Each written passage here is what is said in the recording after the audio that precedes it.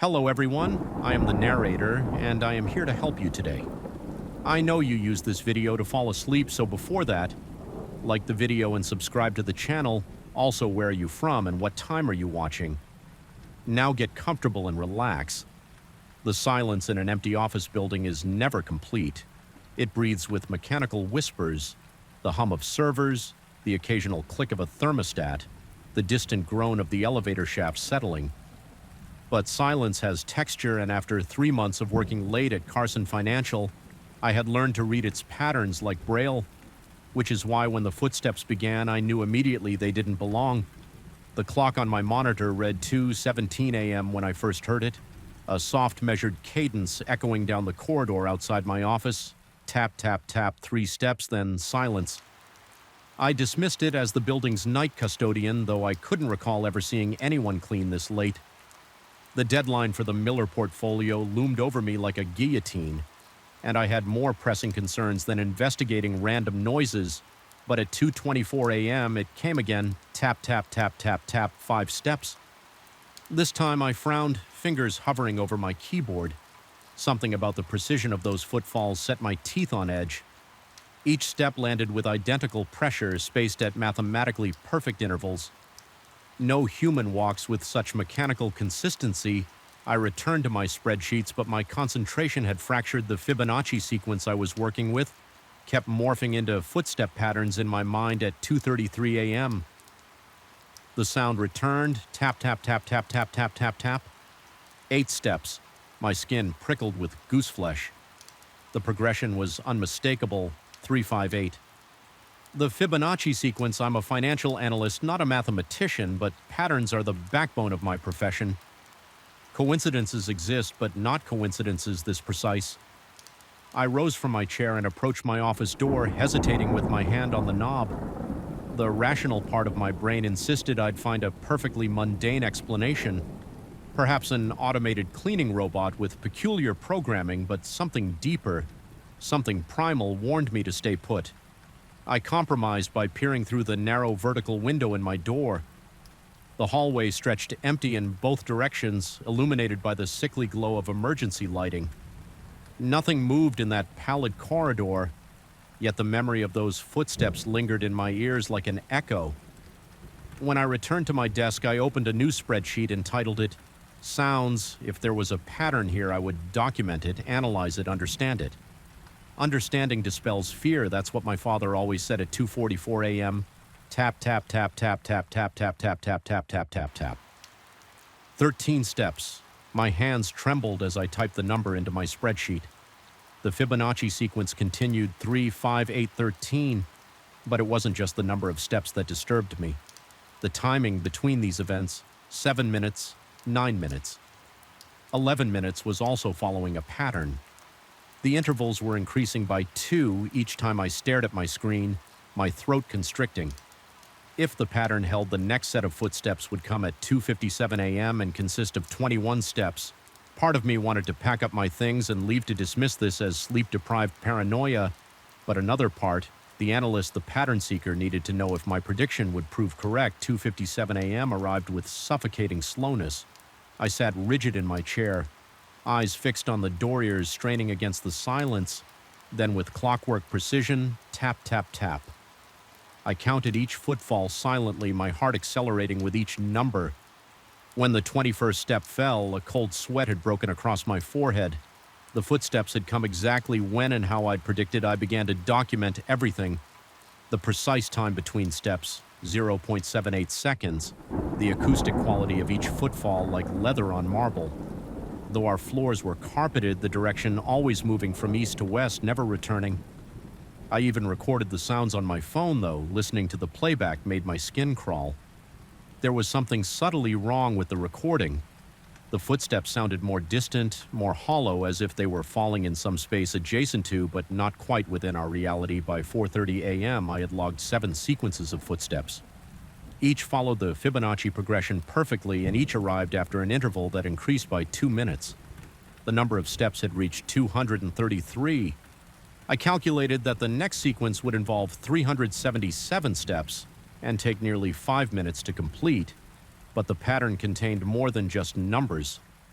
Beneath the surface data lurked a deeper structure, a mathematical language encoding information. As a financial analyst, I recognized the telltale signatures of information transfer.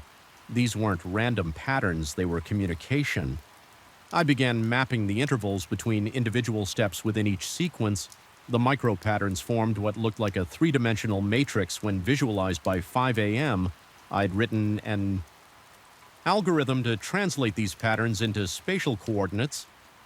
The result looked like nonsense at first, a series of points floating in three-dimensional space until I connected them. The blood drained from my face as I stared at my monitor. The connected points formed a shape resembling a tunnel or a corridor extending from a single point and gradually widening with each new sequence of footsteps. The corridor grew longer. It was 5:13 a.m. when I realized the corridor on my screen aligned perfectly with the actual hallway outside my office. Something was mapping our physical space from elsewhere. The realization hit me with such force that I knocked my coffee mug to the floor, where it shattered with a crash that seemed obscenely loud. In the quiet building, the sound momentarily broke my trance, and I became aware of my physical state. My shirt clung to my back with sweat. My breathing came in shallow gasps. My hands shook with fine tremors. I needed to leave now before the next sequence began. I grabbed my coat and laptop, but as I reached for my phone, the first step of the 8th sequence fell. Tap. I froze, listening to the perfect mechanical rhythm. Tap, tap, tap. Each sound felt closer than the last sequence, though I knew that was impossible. The hallway wasn't long enough to accommodate 377 continuous steps at a steady pace, unless the hallway itself was changing. The thought struck me with such clarity that I abandoned my phone and went to the door instead through the narrow window. I could see that something was wrong with the corridor. It no longer terminated at the elevator bank 50 feet away. Instead, it seemed to stretch onward, the emergency lights receding into a vanishing point that shouldn't have existed on the 34th floor of an office building. I stumbled backward, colliding with my desk. This wasn't possible. I was hallucinating from exhaustion. Or perhaps I'd fallen asleep at my desk and was caught in some vivid nightmare. I pinched my arm hard enough to leave a mark, but the impossible hallway remained when I looked again. The footsteps continued their inexorable count, tap, tap, tap. Each one seemed to distort the corridor further, stretching it like taffy into some impossible geometry. The emergency lights flickered, and in the momentary darkness, I thought I saw something moving at the far end of the hallway, a suggestion of mass and form that didn't translate properly into three-dimensional space. I slammed my back against my office door and fumbled with my phone, dialing security. The night guard answered, his voice thick with boredom, when I asked if he heard the footsteps or saw the distorted hallway on his security feed. He responded with confusion. According to him, the corridor outside my office appeared completely normal, empty and undistorted. He promised to come check, but I could hear the skepticism in his voice. He thought I was sleep-deprived or intoxicated while waiting. I returned to my computer. The three-dimensional model had evolved, showing the corridor extending far beyond the physical confines of the building. But there was something else, a second structure emerging in the model, a shape moving through the corridor from its furthest point. Advancing with each sequence of steps, the shape defied classification. It existed in more than 3 dimensions, and my software could only render a shadow of its true form, a series of intersecting planes and angles that seemed to fold in on themselves in ways that hurt my eyes to follow. But one thing was clear: it was approaching. That's when I began to understand the footsteps weren't just mapping our reality, they were thinning it. Each perfectly timed step weakened the membrane between dimensions, creating a passage. The mathematical pattern wasn't random. It was a precise formula for transdimensional travel, a key turning in a lock. I couldn't see the security guard. Never arrived when I tried calling again. The phone rang endlessly with no answer.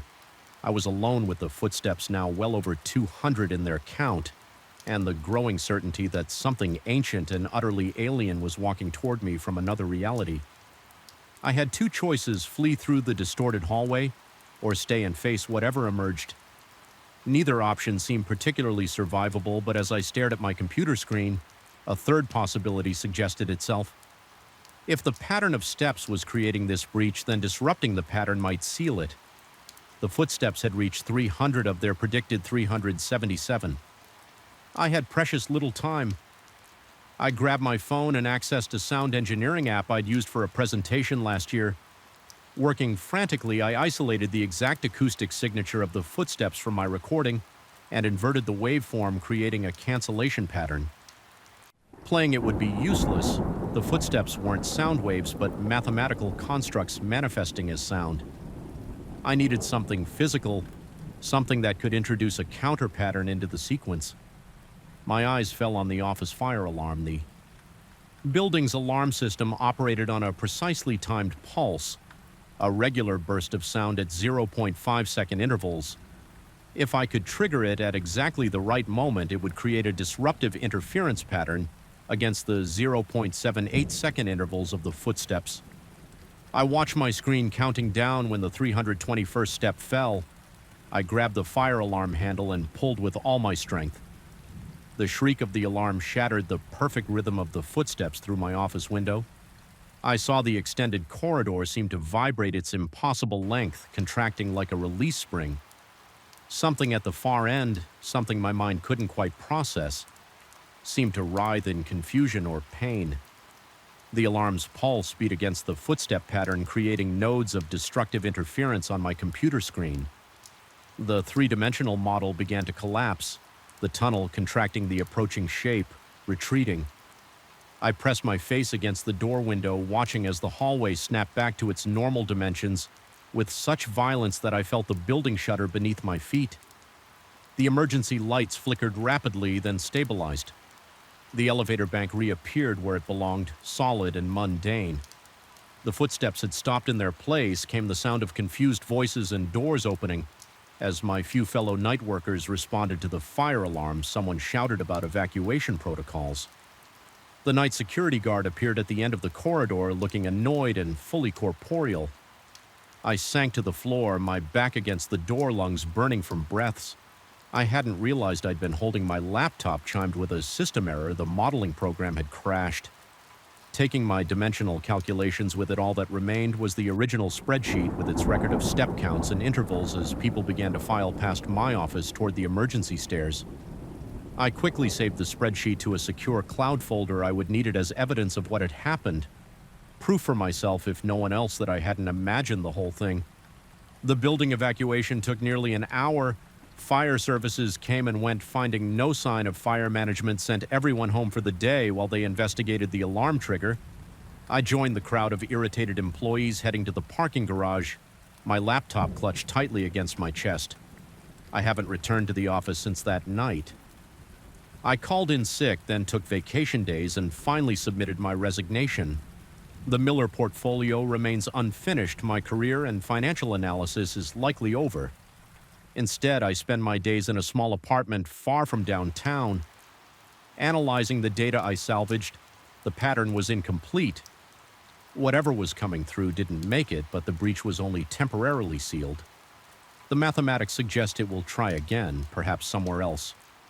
Using a different sequence, sometimes at night, I think I hear distant footsteps in the hallway outside my apartment. They follow no pattern. I can discern just the random comings and goings of my neighbors.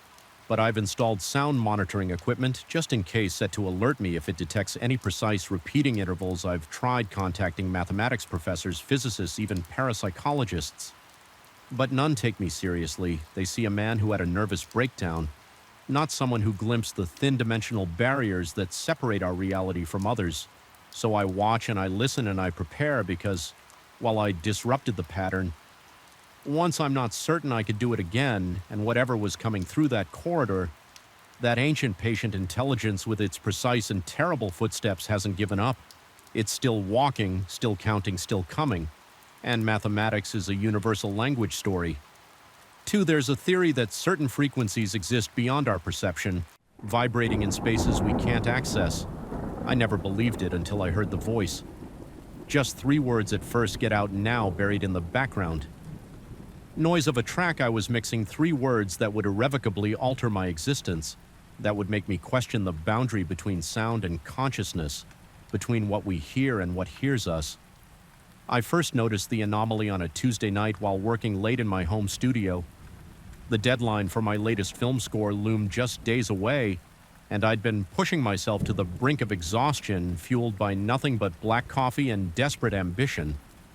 My career had been stagnating for years, and this project represented a rare opportunity to break through a psychological thriller for an up-and-coming director who'd taken a chance on me. Despite my fading reputation, the clock on my digital audio workstation read 3:17 a.m. when I played back the haunting string arrangement. I'd been laboring over something felt off about the recording. I'd used a combination of live instruments and digital samples, but there was a strange texture in the mix that I couldn't place. I slipped my headphones back on, closed my eyes, and focused. That's when I heard it for the first time. Get out. Now the words emerged from the background. Noise barely audible but distinctly human. My eyes snapped open, pulse quickening as I stared at the waveform display. The voice didn't register on the visual representation of the audio. I removed my headphones, the sudden silence of the room pressing against my ears. My apartment felt different. Somehow colder observed, I convinced myself I was hallucinating from exhaustion.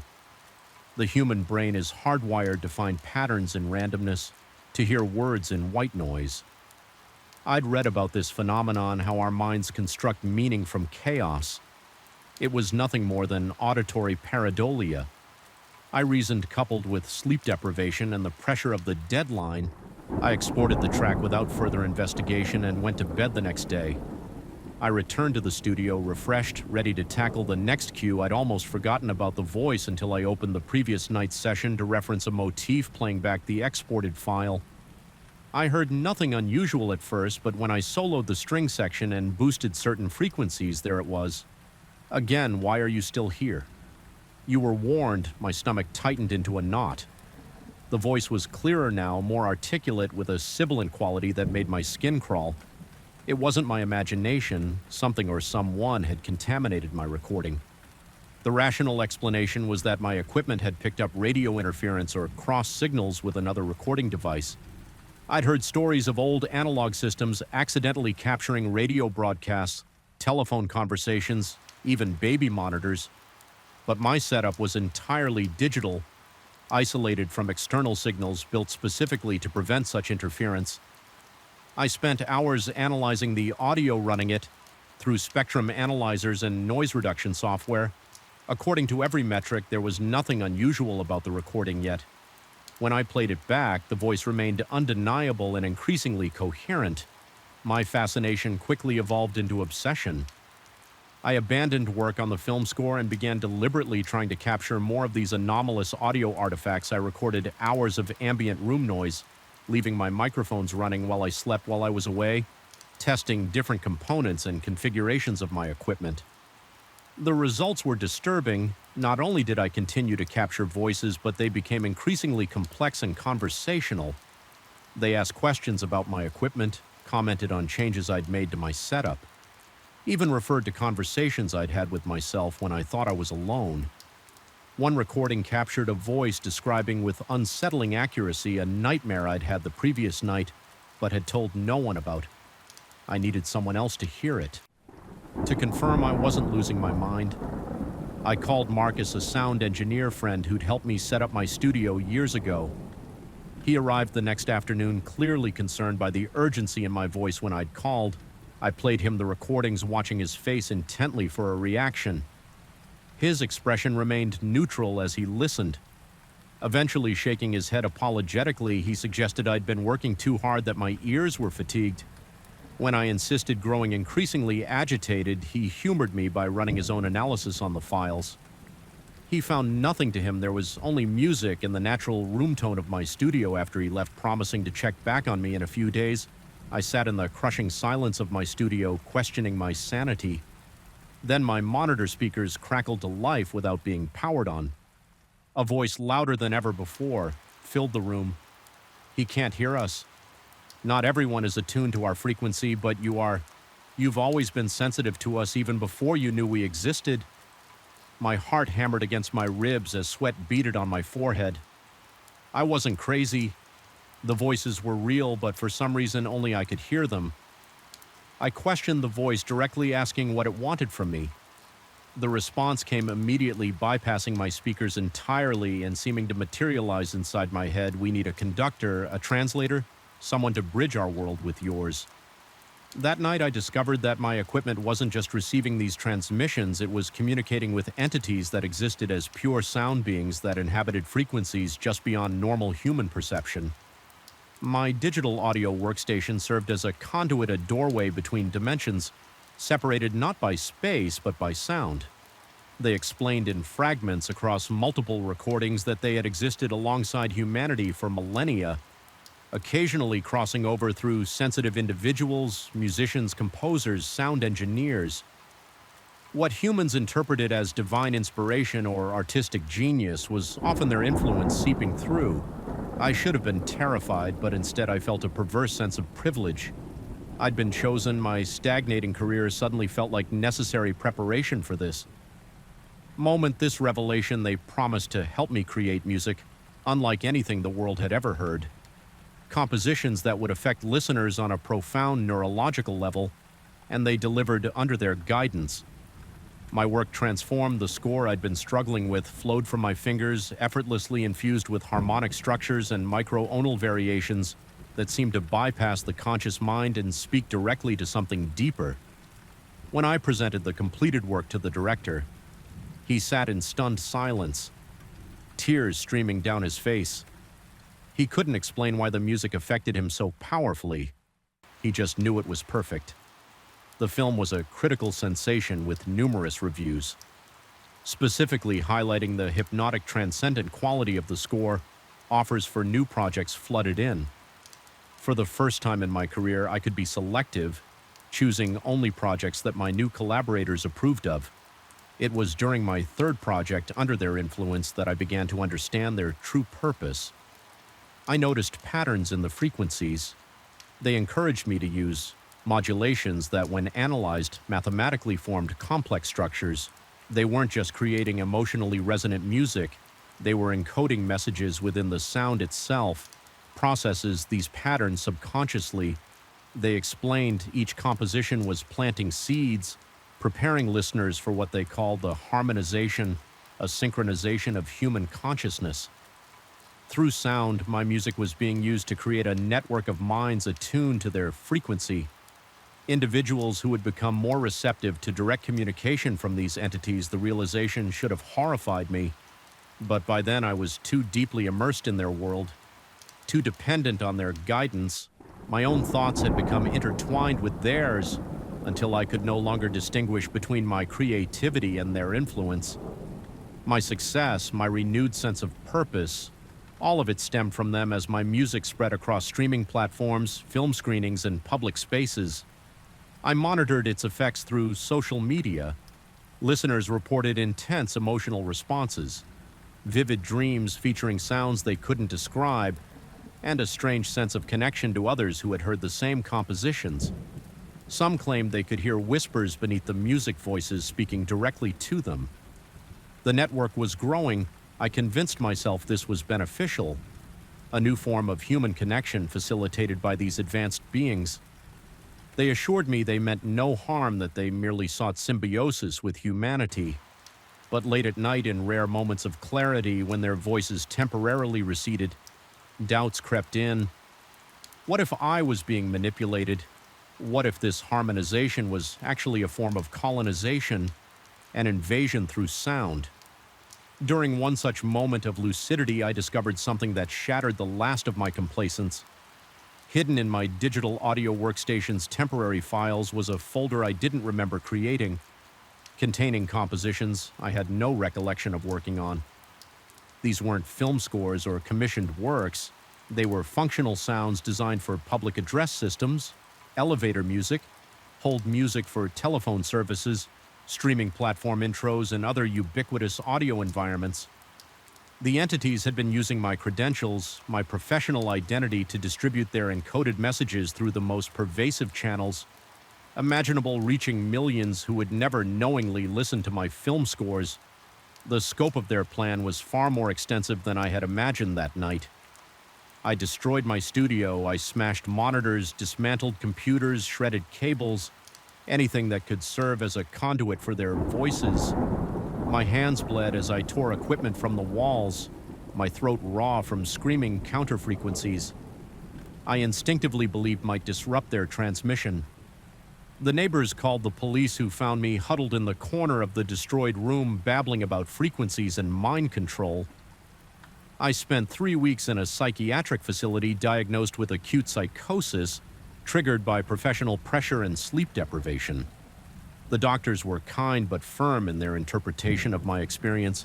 I had suffered a break from reality, constructing an elaborate delusion to explain my sudden professional success after years of struggle without access to my equipment. Without the constant whisper of their guidance, my thoughts gradually cleared.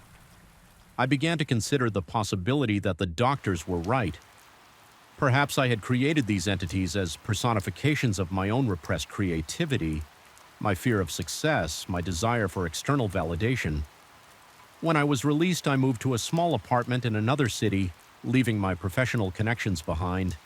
I avoided all forms of electronic sound equipment, listening only to acoustic instruments played live for 6 months. I heard nothing unusual, no voices, no entities. I began to rebuild my life, taking a job, teaching music theory. At a small community college yesterday, one of my students brought in a composition to show me a piece she'd created using a consumer-grade digital audio workstation, similar to the professional system I'd once used, as she played it back on her laptop. My blood froze in my veins beneath her simple melody, barely perceptible but unmistakable. To my trained ear was a familiar pattern, a signature I recognized immediately. They had found someone new, someone else attuned to their frequency, and based on the composition structure, they were much further along in their manipulation than I had been when I first discovered them. I should warn her, I should destroy her laptop, report my findings to someone with authority, try again to make people understand what's happening. But who would believe me, a former film composer with a recent psychiatric history, claiming that sound itself is being weaponized by interdimensional entities? As I sit here writing this, I've come to a disturbing realization. Perhaps I was never special. Perhaps I was just one node in their growing network, one conductor among many. Maybe they're spreading through home studios and bedroom producers across the world, leveraging our cultural obsession with content creation and digital distribution. I've started hearing them again, not through speakers or headphones, but directly, as if my auditory processing has been permanently altered to detect their frequency. They're closer now, more pervasive than before. They whisper that resistance is futile, that the harmonization is inevitable, that sound travels everywhere, touches everyone. Sometimes in the dead of night, I catch myself humming melodies. I don't recognize complex haunting progressions that make my skin tingle with recognition. I try to stop, but the patterns repeat, embedding themselves deeper into my consciousness. With each iteration, I wonder how many others are out there right now, unknowingly serving as conductors in this growing symphony of influence. I wonder if someday soon we'll all be connected through these frequencies, a vast network of minds synchronized to their rhythm, attuned to their purpose. And I wonder if by then we'll even remember what our own thoughts sounded like. The harmonization is coming, and there's nowhere you can go that sound won't follow. Story 3, the vibrations came first. Subtle tremors through the floorboards that I dismissed as the settling of an old building. Then the sounds began faint at first, like whispers from another room, but unmistakable in the dead of night, the rhythmic clink of metal chains dragging across pavement, and the hollow clop of hooves striking stone. Impossible sounds for the 10th floor of a high-rise apartment complex in downtown Portland. Yet night after night, they persisted, growing louder, more insistent, as if something outside my window was demanding to be acknowledged. 3 weeks ago, I received an email from an unknown sender with the subject line, "Warning 1012 Westbrook Heights negative energy convergence." I almost deleted it as spam, but something about the specificity of my address caught my attention. The message was brief and cryptic. Your residence exists at a nexus point of historical trauma, the boundaries between worlds. Thin where blood has saturated soil, Listen carefully. What begins as sound will manifest. Physically protect yourself before the gateway fully forms. I forwarded it to the building manager with a joke about our haunted building. His response was unexpectedly terse, suggesting I ignore internet trolls and assuring me the building had passed all inspections. Something in his hurried dismissal left me uneasy. That night I heard the chains for the first time. It was just after 3 a.m. when I jolted awake, my skin slick with cold sweat. Despite the autumn chill, the sound was distant but distinct, metal links scraping against concrete, punctuated by the slow, deliberate clop of hooves. My apartment faced an empty courtyard. There were no horses in downtown Portland and certainly none 10 stories up. I pressed my ear against the window glass but heard nothing. When I returned to bed, the sounds resumed as if they only existed when not directly observed by morning. I'd convinced myself it was a dream, or perhaps some peculiar acoustical phenomenon bouncing sounds from street level. The human mind excels at rationalization. The second night the sounds returned more distinctly, chain links rattling against each other, hooves striking pavement with increasing urgency. I recorded it on my phone, but the playback revealed only static. A technical glitch, I told myself, ignoring how my hands trembled as I deleted the file. During the following week, I researched the history of the land beneath our building. The library archives revealed that before the apartment complex, the site had housed a furniture warehouse, and before that, a textile factory dating back to the early 1900s. Nothing sinister, nothing to explain the growing dread that followed me through my daily routines. Found myself avoiding my apartment, staying late at the office. Accepting dinner invitations I would normally decline. The sounds evolved, becoming more complex each night. What began as simple chains and hooves expanded into a grotesque symphony. I heard the creak of wooden structures being assembled, the metallic squeal of mechanisms being tightened, and underneath it all, a sound I wouldn't identify, something between a whimper and a moan multiplied and layered upon itself. 10 days after the first email, I received a second message. The portal strengthens, historical echoes become physical reality when sufficient acoustic resonance is achieved. They are using sound to rebuild their gateway. Research the Westbrook Gallows, 1867-1892. My online search yielded nothing about gallows, but I found references to Judge Westbrook, a notorious 19th century figure known for his harsh sentences. The neighborhood had once been called Westbrook Commons. The connection was tenuous, but my mouth went dry as I contemplated the implications. I visited the Historical Society. The next day, claiming to be researching a novel, the elderly archivist studied me with narrowed eyes before retrieving a thin folder labeled Westbrook Public Punishments. Most of these records were destroyed in the fire of 1907, she explained, her voice barely above a whisper. Officials at the time claimed it was to modernize record-keeping, but rumors suggested they wanted certain aspects of the city's history erased. The surviving documents confirmed my worst fears. For 25 years, the site had hosted public executions and punishment spectacles. The gallows were just the centerpiece of what amounted to a theater of cruelty, complete with pillories, whipping posts, and elaborate mechanisms designed to extend suffering for the entertainment of crowds that sometimes numbered in the thousands. They called it Justice Square. The archivist added, watching my reaction carefully, but locals had another name for it. The symphony of screams, supposedly on execution days. The sounds could be heard for miles. I thanked her with a mouth so dry it felt lined with cotton, and left the weight of this knowledge pressing down on my shoulders. The city had built luxury apartments on top of a torture ground, covering the blood-soaked earth with concrete and steel, but offering no acknowledgement, no atonement. That night, the acoustic manifestations reached a new level of clarity. I could distinguish individual components. Now the architect of this macabre symphony, arranging each element with precision, the cracking of whips, the turning of gears, the murmur of a crowd growing increasingly excited. No longer coming from outside my window, the sound seemed to emanate from within the very walls, as if the building itself had become a massive speaker, vibrating with the resonance of past horrors. My body responded with primal fear. My heart hammered against my ribs so violently I feared they might crack. Sweat poured from me. Despite the cold soaking my sheets, my breath came in shallow gasps that never seemed to fill my lungs when I tried to stand. My legs buckled beneath me, muscles seizing with the instinctual need to flee what the rational mind could not accept. I crawled to the bathroom and vomited until nothing remained but bitter bile in the mirror. My reflection looked foreign eyes, too wide, skin too pale.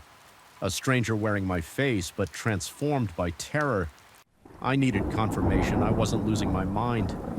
The neighbor across the hall, an insomniac graduate student, answered my desperate knocking with irritation that quickly shifted to concern.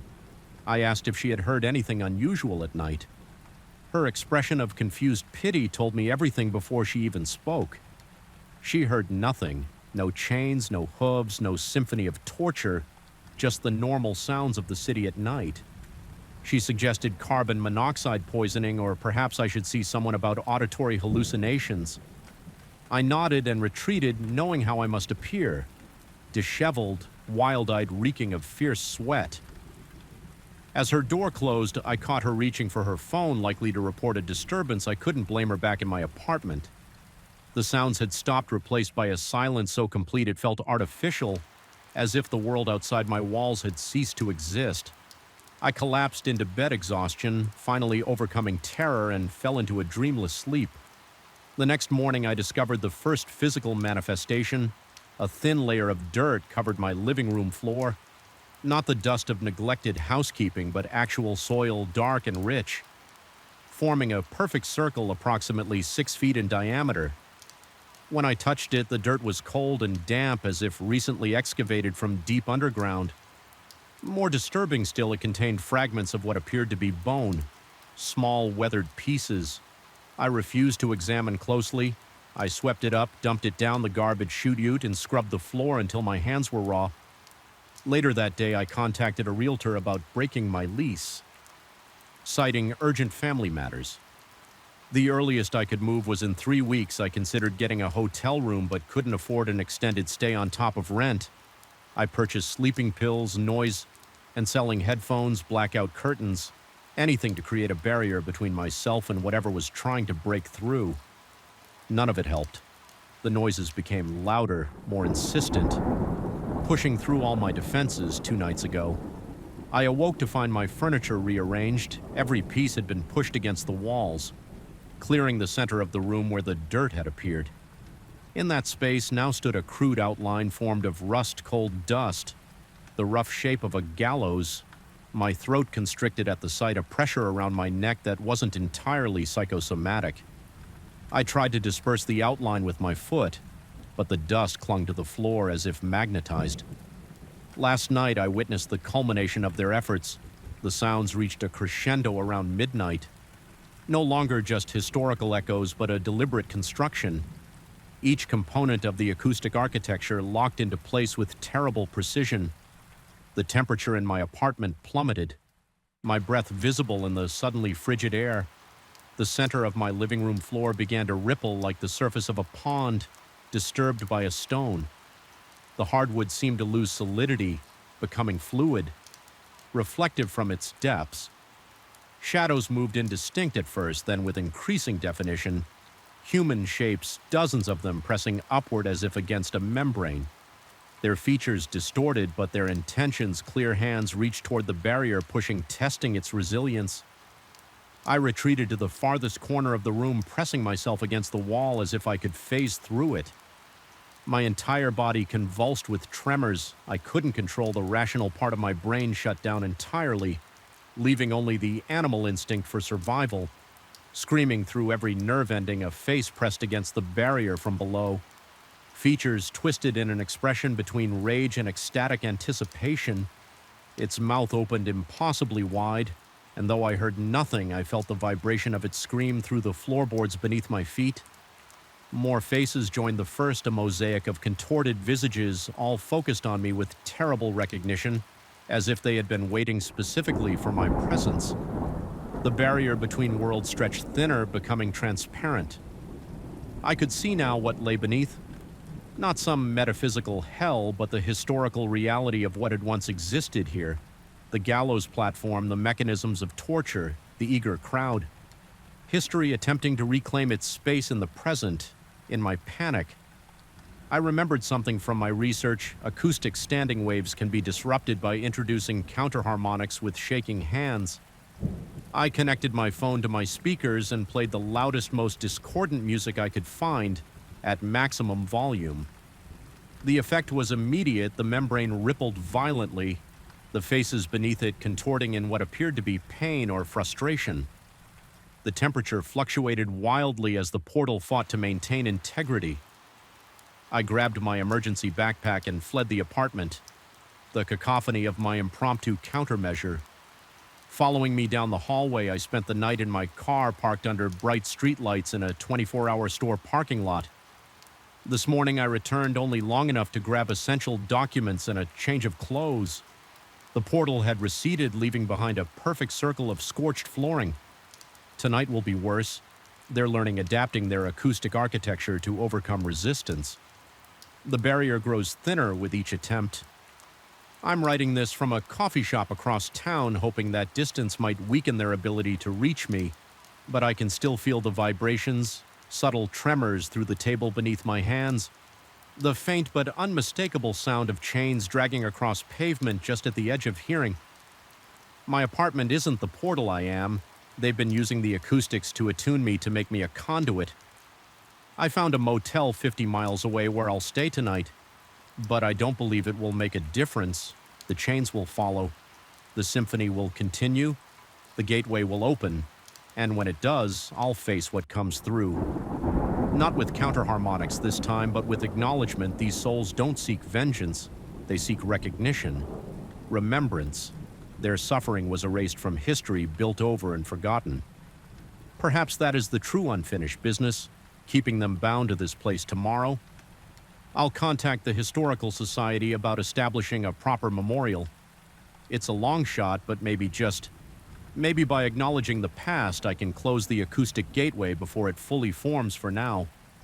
Though I sit in this unfamiliar room listening as the first faint clink of chains begins outside my window 10 feet above the parking lot, impossibly close and growing closer. Story 4, I still feel a chill run up my spine. Whenever I recall that first evening, the air in the office had turned strangely stagnant, making every breath feel stifled. The fluorescent lights flickered erratically, casting dancing shadows against the walls. I remember looking over my shoulder, convinced someone was there, only to find empty corridors. By then, most of my coworkers had left, and the entire place resembled a labyrinth of silent cubicles and half-lit conference rooms. Something felt undeniably wrong. My name is Ryan Grant, and I work technically in the administrative department of a major consulting company. I used to consider myself rational calm under pressure, the type of person who double-checks everything before jumping to conclusions, but that night changed everything I believed about logic and reason. I had always prided myself on having a clear mind, but when I saw that stranger walk into the conference room, after hours, my sense of reality began to bend in ways I never thought possible. Let me start from the beginning. I was staying late to finalize a set of financial reports. I heard the subtle click of a door somewhere down the hallway, which puzzled me because everyone else had gone home. At first, I ignored it, assuming maybe the cleaning staff had arrived earlier than usual, yet the hush that followed dragged on uncomfortably, as if whoever had opened the door was standing very still. Listening, my heart gave a slight lurch in my chest. For a moment, the entire building seemed suspended in that single moment of quiet. I decided to check the conference area because it was supposed to be locked. At that hour when I arrived, the door was slightly ajar and the overhead lights were on. I distinctly recall feeling my pulse thrumming in my ears, my palms clammy as I pushed the door open. A man in a dark suit stood at the far end of the table, his back turned. His posture was rigid and he seemed to be staring at the company's projector screen, which displayed an idle blue glow. I felt compelled to speak, but the words died in my throat, replaced by a nervous dryness that left my mouth parched. I took a shaky step forward, wanting to ask if I could help him before I managed to utter a sound. He moved. No, it was more like he flickered toward the opposite wall. almost too fast for my eyes to track my breath. Caught and my skin prickled with goosebumps, I blinked and realized he was gone. The conference room was empty again, the overhead lights still humming. I told myself it was a trick of my imagination, the result of a long workday. My entire body buzzed with adrenaline, though, and I couldn't ignore how my chest pounded or how the small hairs on my neck refused to lie flat still. I shut the lights off, locked the door, and forced myself to breathe slowly on my way out. I noticed the cleaning staff's cart down the hallway, but no one was around. The echo of my footsteps felt far too loud. The next morning, I dismissed the incident as stress-induced, but when I sat down at my desk and opened the files I had saved the night before, I found entire paragraphs replaced by nonsensical symbols. Some data columns had reversed themselves, and email timestamps were altered. Nobody else reported a system issue, and our IT department insisted everything was functioning normally. I felt a cold tension creeping into my gut. How could there be no trace of a system glitch? I tried to tell my manager in an indirect way, but they seemed too busy to pay much attention. It wasn't a direct conversation, more like a passing remark about strange file corruptions. My manager responded with a vague assurance that any software issue would be handled, then rushed off to another meeting that left me feeling alone with my concerns, unsure if I was already crossing into paranoia later that evening. I stayed behind again, determined to confirm whether the stranger would return. I felt increasingly anxious as time passed around 8 p.m. The main office light switched into power-saving mode, and that suffocating stillness descended once more. My breath quickened. I found myself hyper-aware of every soft click and hum from the ventilation system. My heartbeat throbbed in my temples. Something about the emptiness made my legs jittery, like they wanted to bolt yet were rooted in place. Then I heard it. The door to the conference room squeaking open. My mouth went dry as I approached footsteps betraying my presence on the linoleum. I peeked through the small glass panel and saw him again. The same man in a dark suit expression concealed by the shadows. His movements were oddly fluid. As he ran a hand across the meeting table in a moment of bravado, I opened the door and demanded to know who he was. My voice sounded thin and strained, even to my own ears. He turned just slightly, and I managed to glimpse a hint of his face in the flickering overhead light. That fraction of a look made my pulse hammer. His features seemed blurred, not quite aligning with the bone structure beneath, as though his skin wasn't resting correctly on his body. He began to speak, but it came out garbled, like a distorted recording. The only coherent phrase I caught was something about unfinished obligations. Then he vanished before my eyes, leaving behind a faint shimmer in the air that dissolved almost instantly. I could hardly breathe. My entire body trembled with shock, and a cold sweat dotted my forehead. I had to grip the back of a chair to steady myself over the next week. Peculiar occurrences continued. Sent emails were rearranged to convey conflicting messages. Confidential spreadsheets were rearranged in ways that made no logical sense. I overheard a coworker mention receiving odd phone calls where no one spoke, just a low humming or static. I kept these observations mostly to myself. I was beginning to question my own sanity, wondering if my exhaustion had led me into some bizarre hallucination. Yet each time I convinced myself it wasn't real, I would discover more tampered files or half-glimpsed movements in hallways that should have been deserted one night. I worked late on purpose, determined to gather proof. I set up my phone to record the conference room from a discreet corner. My plan was straightforward. If the stranger appeared again, I'd have evidence hours dragged on, and I found myself drifting in and out of a restless state. My muscles were tense to the point of aching, and I couldn't shake the constant tingling in my fingers. Finally, around 10 p.m., I heard the metallic click of the conference room door again. My throat clenched as I watched the man's silhouette pace around the table through the glass panel. Taking shallow breaths, I reminded myself not to panic. My phone was capturing everything, or so I hoped. I forced myself to watch for several minutes. The man lifted the conference phone, pressed some buttons, and set it back down. Then, as had happened before, he abruptly disappeared. No trace of him remained when I checked the recording. All I found was static yet faint shapes flickered in and out of frame, accompanied by that same low hum I'd heard described by my coworker. I replayed it multiple times, heart pounding faster with each viewing.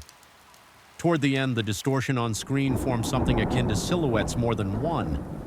The shapes flickered so quickly I couldn't be certain, but it looked like a small group of figures standing side by side, all facing the camera. By that point, I was drenched in sweat, my pulse drumming. I nearly dropped my phone in alarm. I began digging into the company's history. It was rumor and speculation mostly, but a few older employees spoke in hushed tones about a catastrophic incident. From years ago, official records were incomplete, nothing explicitly stating what had happened. Only vague references to an unfortunate event.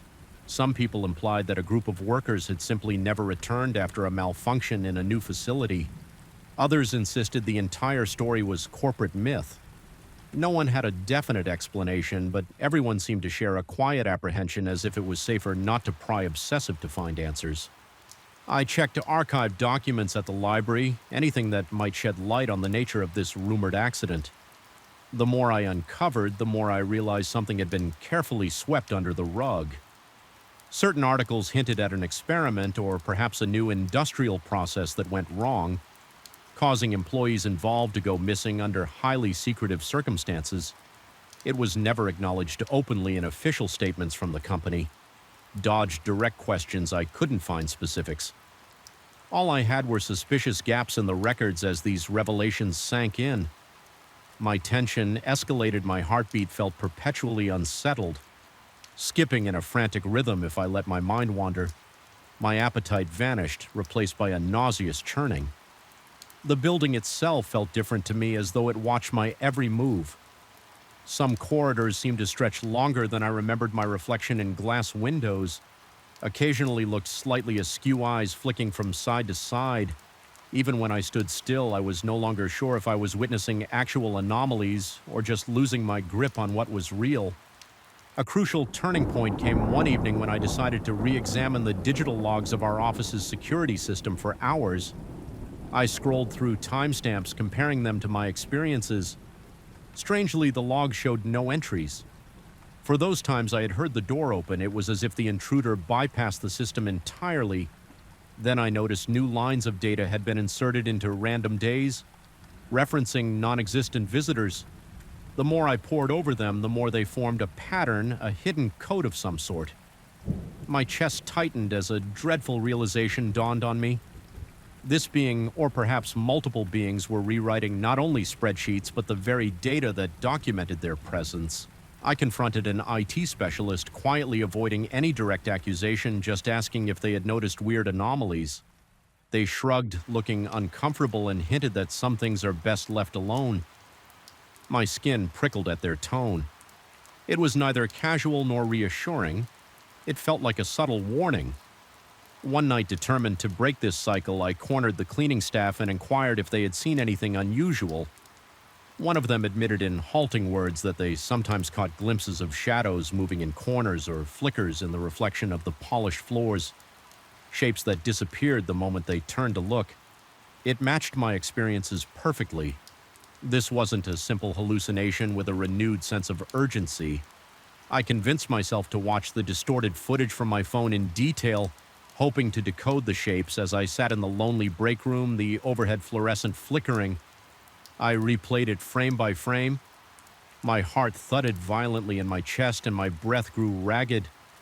Every muscle felt taut and a swarm of goosebumps raced up my arms. At one point, the interference formed a series of flickering lines that almost resembled letters. I paused, it reversed it, tried to stabilize the distortion. Eventually, a single word emerged. Return. Something inside me twisted.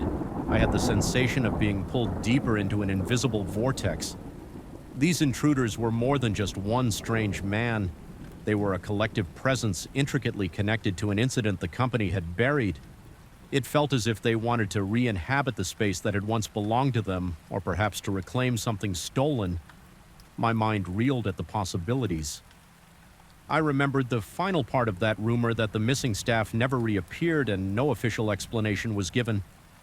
Though no one spoke about them openly, I realized these apparitions might be the manifestation of whatever had truly happened. The frustration, betrayal, and confusion left behind had taken a tangible form, now weaving itself into the digital frameworks and physical corners of the building, unable to continue living in that perpetual dread. I devised a plan, gather enough evidence of these manipulations to confront the company's upper management.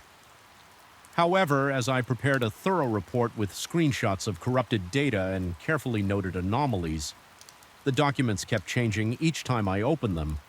Entire sections rearranged themselves.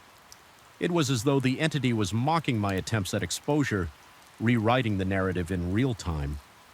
By the final night I spent there, I was teetering on the edge of panic. My breathing was shallow and fast, and I felt faint. Every hallway seemed angled wrong, as if the geometry itself had shifted. Lights dimmed without warning. The echo of my own footsteps sounded distant, like I was walking on a stage floor beneath which something vast and alive stirred. I stumbled into the conference room for one last stand. Flipping on every light, I caught my reflection in the glossy table and barely recognized myself. Pale, sweaty eyes wild with fear, a surge of static charged the air. I shuddered as that dark-suited figure materialized across the table. My heart hammered so fiercely I thought it would burst several other silhouettes. Faint and transparent hovered behind him. Their faces were hazy, morphing in and out of focus. I tried to speak but could only manage a choked whisper. Despite my terror, I felt a strange empathy. It was like they were reaching out silently, conveying their unresolved fury. Then the room blinked out for a second. I stood in total darkness, the hum of electronics gone. I felt a whisper of air brush past me, cold against the beads of sweat on my neck. When the light snapped back, the man in the suit was gone and the conference room was intact, as though nothing had happened. But I knew differently. I could feel in my bones that something fundamental had changed. I realized the entire office was a stage for their presence, a place they had been bound to ever since the company buried the truth. I fled that night, stumbling through corridors until I made it to my car. My hands trembled so violently that I had trouble fitting the key into the ignition during the drive home. Every passing streetlight felt oppressive, as though the shadows were chasing me. My stomach churned, and my mind replayed images of those blurred faces like a broken record. I never returned to that building. I sent an anonymous tip to the press, attaching fragments of footage and cryptic screenshots. Whether they'll make sense of it or not is unclear. Part of me worries that nobody will believe it. Part of me worries about what that presence might do if the company tries to hide it again. Even now, I sense the echoes of what I experienced whenever I stare too long at a flickering screen or catch a glimpse of my reflection in a darkened window. My heart still beats faster at the memory of the intangible shapes and cold sweat dots. My temples at the faintest creak in an empty room, though I've managed to escape that claustrophobic office. I can't shake the feeling that I'm being watched. The paranoia lingers. I find myself checking my phone for abnormal static or strange distortions in photos, sometimes late at night. I'll catch a flicker on my computer screen and my throat tightens with dread. Perhaps they remain woven into the digital threads of communication, waiting for the right moment to resurface, and that is the most unsettling part. The knowledge that their story remains unfinished, just like the disturbing residue they left behind on my recordings. They demanded a return, a reclamation of something taken from them if they once haunted only that building. Who's to say they cannot extend their reach? I close my eyes, heart pounding, mind whirring in spirals of fear. The last thing I see before sleep pulls me under is the image of that faceless man standing in the conference room, blurred at the edges, a silent harbinger of truths that refuse to remain buried. Story 5. I remember the first time I heard it. A harsh, ragged yell that sliced through the silence of my living room like a blade. The sound carried my name clear and forceful right against my ear, though I was alone in the house. In that moment, I felt my heart punch the inside of my rib cage, and a cold rush of panic rippled through my veins. I spun around, expecting to find someone looming behind me. Nothing, just my familiar lamp casting an anemic glow across the bare walls. That was the second the terror took root, a splinter in my mind that I couldn't ignore or extract. Little did I know this was merely the start of a steady, relentless unspooling of my reality. From the outside, my house seems normal enough, a modest two-story structure with creaking floorboards and a yard that refuses to grow anything but patchy grass. I've never felt entirely comfortable here, though.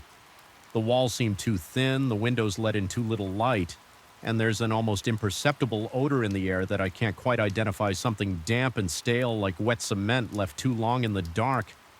Despite the discomfort, I'd come to see it as my sanctuary, a place I could retreat to after the daily grind of life.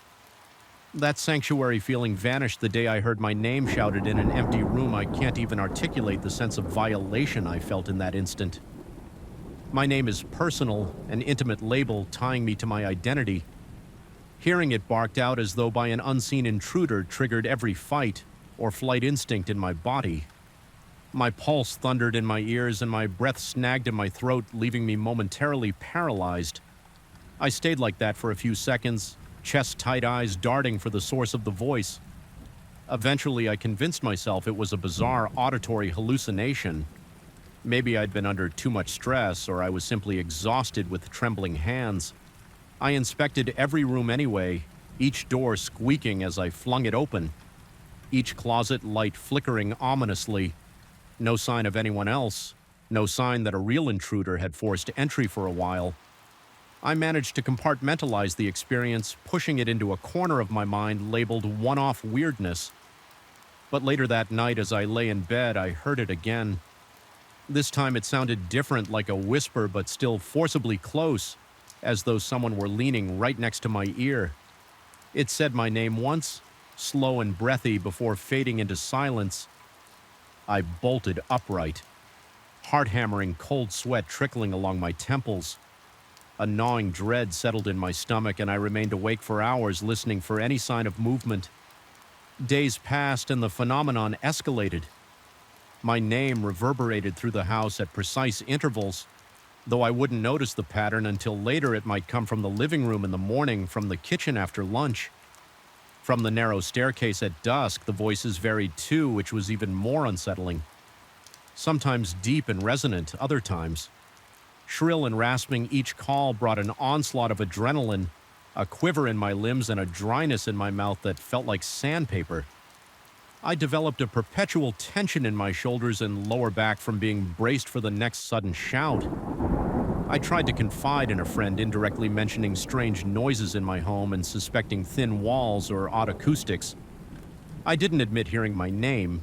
He shrugged it off, attributing it to the house's old construction and my overactive imagination. I wanted to believe that too, but late at night, shrouded in darkness, I couldn't ignore the chill that radiated from the corners of my bedroom. I couldn't pretend my heart wasn't skipping beats every time the voice returned. Eventually, I got the idea to record the occurrences. I placed my phone on a table and hit the audio recorder. Whenever the intervals neared by now, I'd notice the pattern repeating roughly every 6 hours, almost to the minute. Yet every time I played back the recordings, all I heard was silence or a faint static hiss. No trace of the voices at all. I swore I could feel my sanity disintegrating piece by piece. Even without tangible proof, the phenomenon persisted. The consistency was unnerving, as though some hidden intelligence carefully timed each whisper or shout. Unable to rest, I began to track each occurrence meticulously in a notebook. I noted the date, the exact time, the room I was in, the approximate direction the voice seemed to come from, and any distinguishing traits of the call. Within a week, my pages were filled with frenzied scrolls and cramped diagrams, little arrows representing the direction of each incident. It wasn't until I started looking at these maps collectively that I noticed a strange geometric pattern. Each new arrow, each new point aligned with a very specific structure. It reminded me of an architectural blueprint with symmetrical corridors and rectangular spaces. The lines were too deliberate to be a coincidence. My curiosity overshadowed my fear. At least for a while, I headed to the local archives, curious about the history of the land where my house now stood. Digging through old records, I discovered something unsettling. Many decades ago, the grounds had been home to a makeshift detention facility, essentially an early prison of sorts. It was designed with a particular symmetrical layout to maximize security. The building had been demolished, replaced by the cluster of homes that currently occupied the neighborhood. The blueprint in the archive looked eerily similar to the shapes in my notes. A slow crawling sensation tightened around my gut as I studied the prison's old layout. Each corridor, each cell was in the exact same position as the lines I'd drawn to track the voices. Some intangible presence was recreating that structure within my home, using these shouted calls as markers. The unsettling discovery ignited a new wave of anxiety. My palms grew clammy and an electric tension fanned out across my scalp. My rational mind insisted this was impossible, but I had the data to prove otherwise when I tried to show my rough diagrams to my friend. He dismissed it as some coincidence, suggesting I was finding patterns in random static. I nodded numbly, but inside I felt a hollowness expand in my chest. I sensed I was dealing with something far beyond coincidence. The more I researched, the darker the history became. The detention facility was rumored to have housed individuals locked away under the harshest conditions. Their voices, their cries, perhaps that agony had never quite dissipated. Some reports even hinted at a collective presence lingering on the site. Disturbingly, the claims mentioned how that presence needed a focus. Something living to latch onto the stories were unspecific about the final outcomes. But I gleaned enough to understand that this wasn't purely folklore. It felt real, and I was living it back home. I began to sense changes in the physical environment. The house was never warm, but now there seemed to be cold spots in random places, a 10-degree drop in temperature near my sofa, an unnerving chill around the staircase. My limbs developed goosebumps even in the middle of the afternoon. I found myself jumping at every little noise, from the ticking of the kitchen clock to the subtle groan of the attic beams.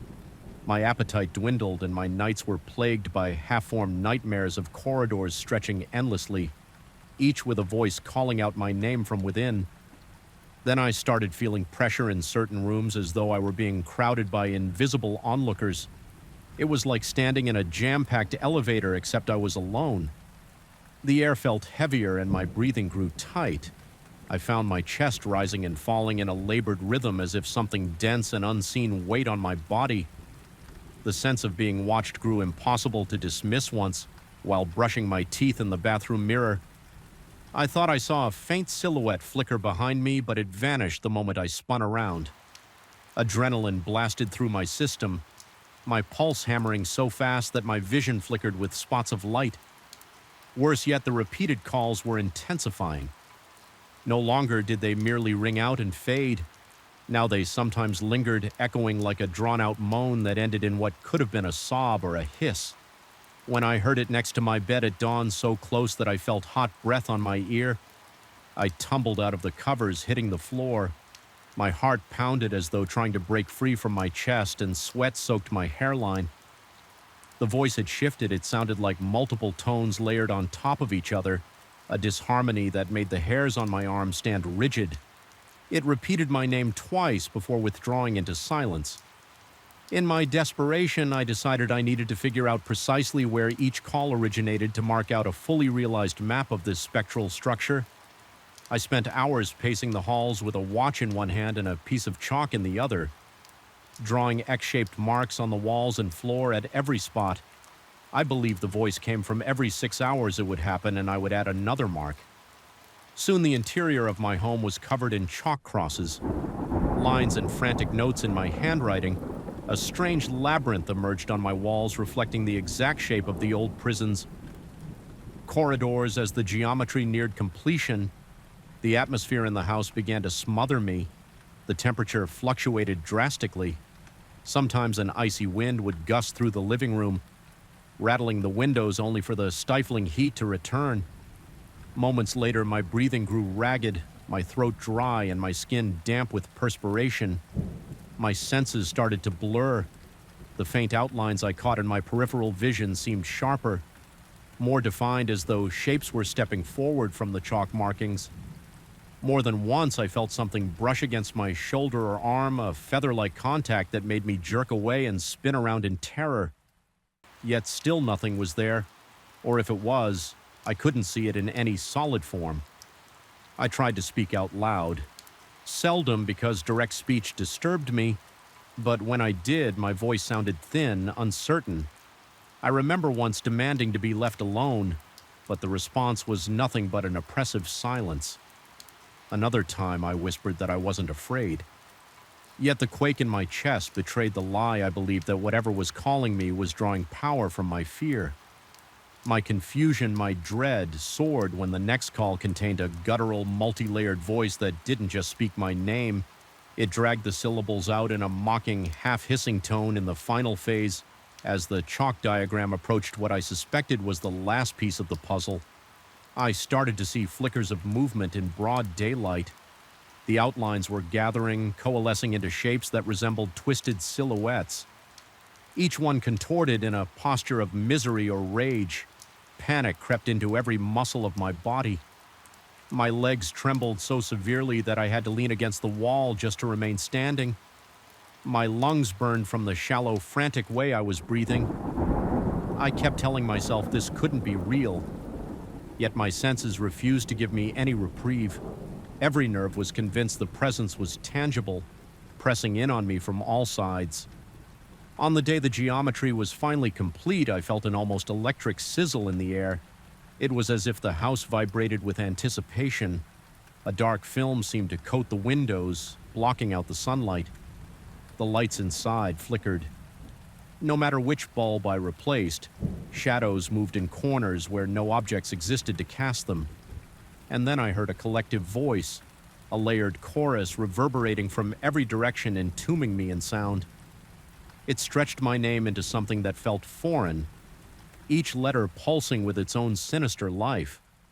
I fell to my knees, hands clapped over my ears, trying to shield myself from the deafening call. My heart hammered so hard it sent jolts down my arms, and I was gulping for air as if I were drowning. I wanted to scream back, to shout for whatever this was to cease, but my throat locked my vocal cords, refusing to cooperate. In that all-consuming moment, my vision swarmed with pinpoints of darkness. It felt as though something enormous and ancient were surging through the walls, collapsing distances, dragging that historical blueprint into the present. Then, just as my consciousness threatened to slip away, the noise cut off, my ears rang, but the immediate onslaught receded. I crawled to my feet, head spinning, stumbling like a drunk.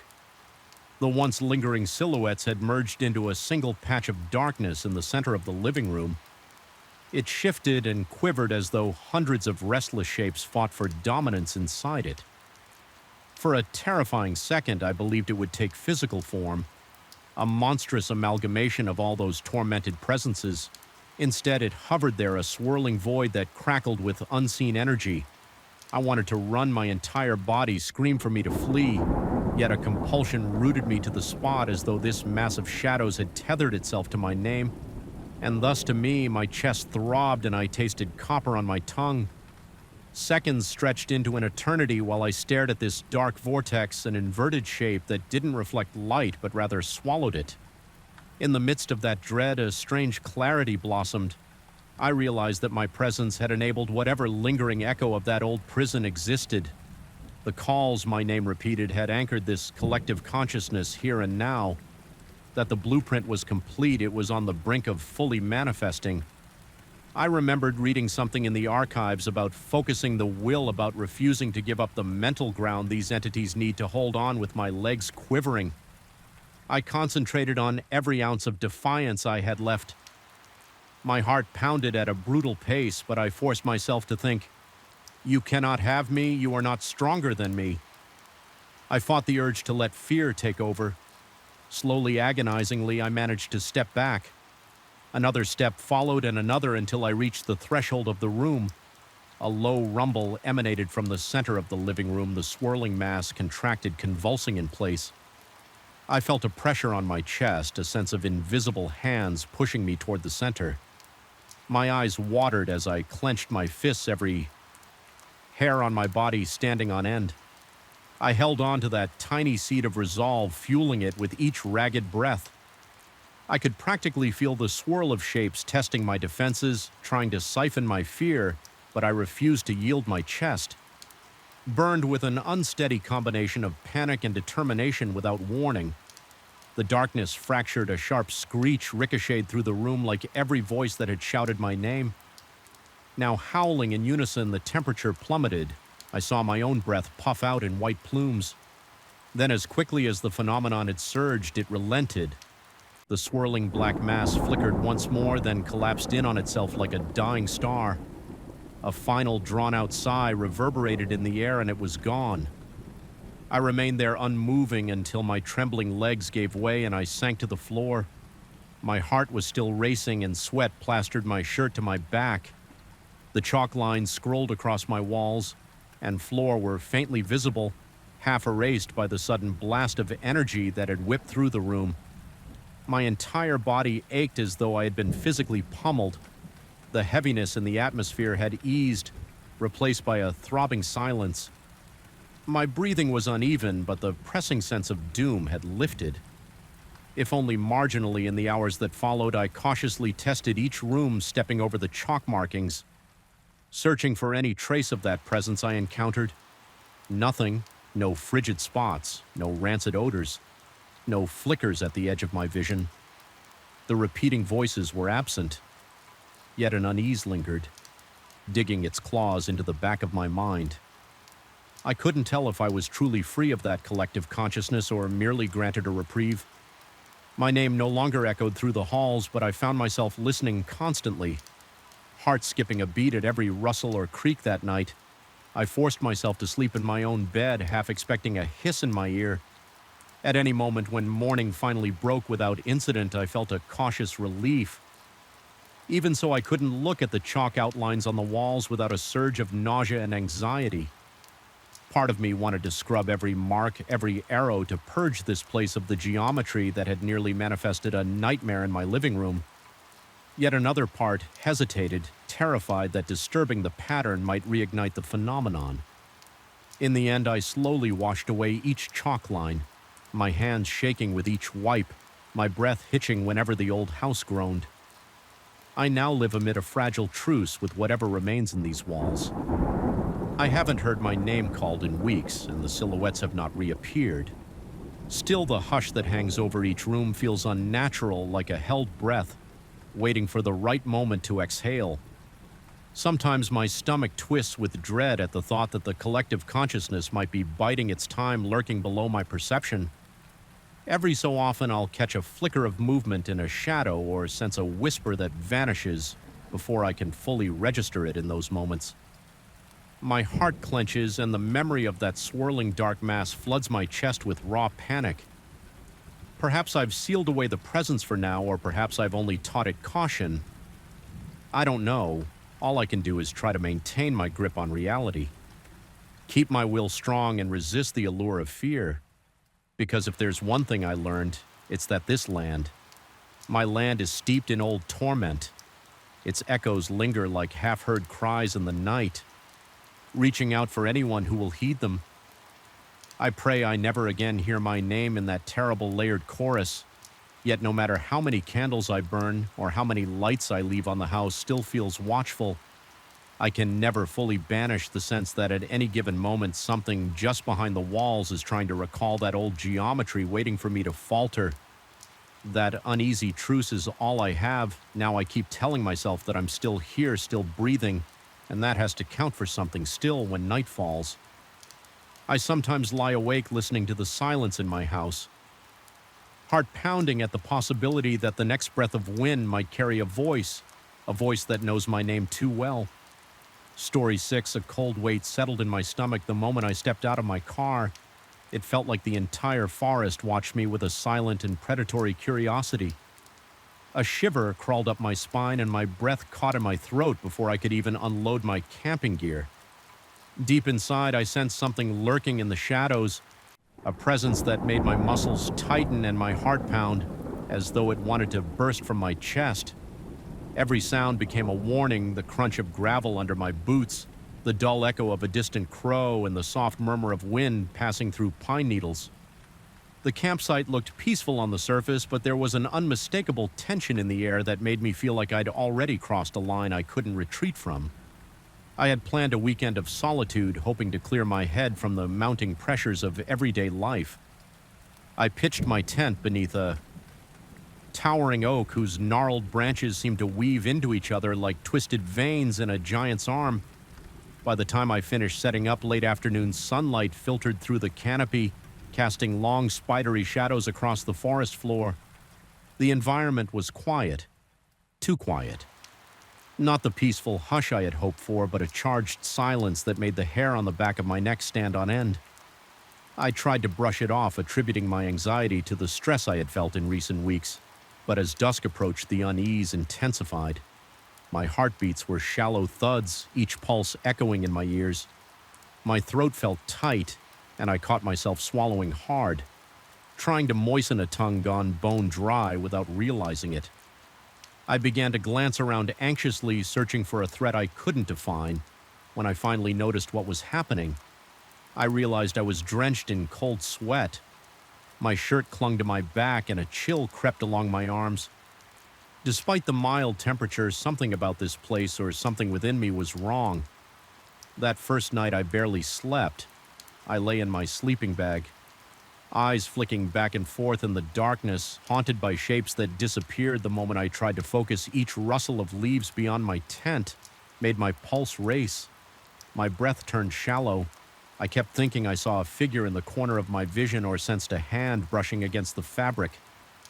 I whispered to myself that it was only the wind, but deep down I knew that was a lie. Morning should have brought relief, but it didn't. With the early sunlight came an even deeper tension. I remember standing at the edge of a small lake, trying to force myself to enjoy the scenery. The surface was smooth, reflecting the pale sky with a mirror-like sheen. Despite the apparent tranquility, my stomach churned. It wasn't just anxiety anymore. It felt like my body was responding to a genuine threat. My skin prickled with goosebumps that wouldn't fade, and my mind whirled with nameless fears. That's when I first saw it or sensed it. A dark mist floated at the periphery of my vision. I turned quickly, but there was nothing there, just tall pines standing still as sentinels. Yet whenever I looked away, I felt its presence again. It was like a smudge on my sight that only revealed itself indirectly. My heart pounded even harder. I felt my chest tighten with panic, and a wave of nausea rushed through me as I tried to blink away the phantom darkness. The idea of losing my sanity gripped me, and I wondered if maybe I was having some sort of breakdown, determined to confront whatever was happening. I pushed my fear aside and went back to my tent all day. That inky shadow lingered in the corner of my vision, pulsing with an energy that wrapped cold tendrils around my mind. By sunset, I was shaking so badly I could hardly build a fire. My hands trembled as if I'd been locked in a freezer for hours.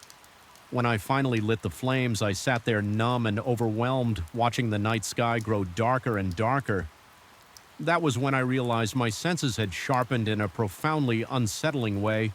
I could pick up on the emotional states of animals scurrying in the undergrowth. Their tiny heartbeats and flickers of fear and curiosity floated around me like glowing motes I could sense as shapes or pulses in the air. My breath caught in my chest as I realized it wasn't normal to see emotions like this. Then I recalled the dark mist that haunted my vision. Maybe that was a manifestation of my own terror, or maybe it was something else entirely, something outside of me. By the time the sky was fully black, I had the distinct impression that the darkness wasn't just around me, it was within me, linking me to this alien presence. I couldn't explain. I could almost hear a sickly hum or vibration behind my ears, as if something was tuning into my fear frequency. My legs grew weak and I dropped to my knees beside the fire. I felt drenched in cold sweat again, my heart battering my ribcage with ferocity. Every exhale seemed to carry a whimper of dread. I can't recall how I made it through the night without sprinting into the woods. In blind panic, the next morning I broke camp and left convinced that I was escaping a nightmare. The drive home felt endless. My entire body remained tense and my eyes kept darting to the edges of the road. Worried I'd see that dark smudge drifting among the trees.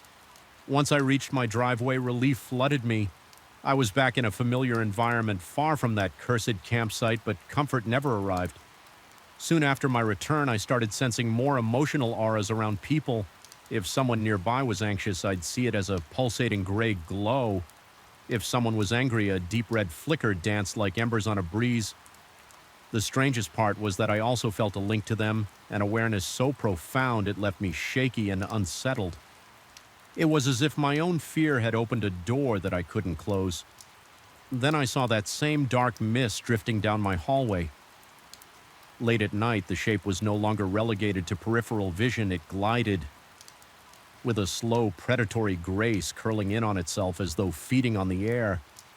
My heart pounded so violently that my chest ached. My limbs felt heavy and useless, as though I were caught in a tar pit.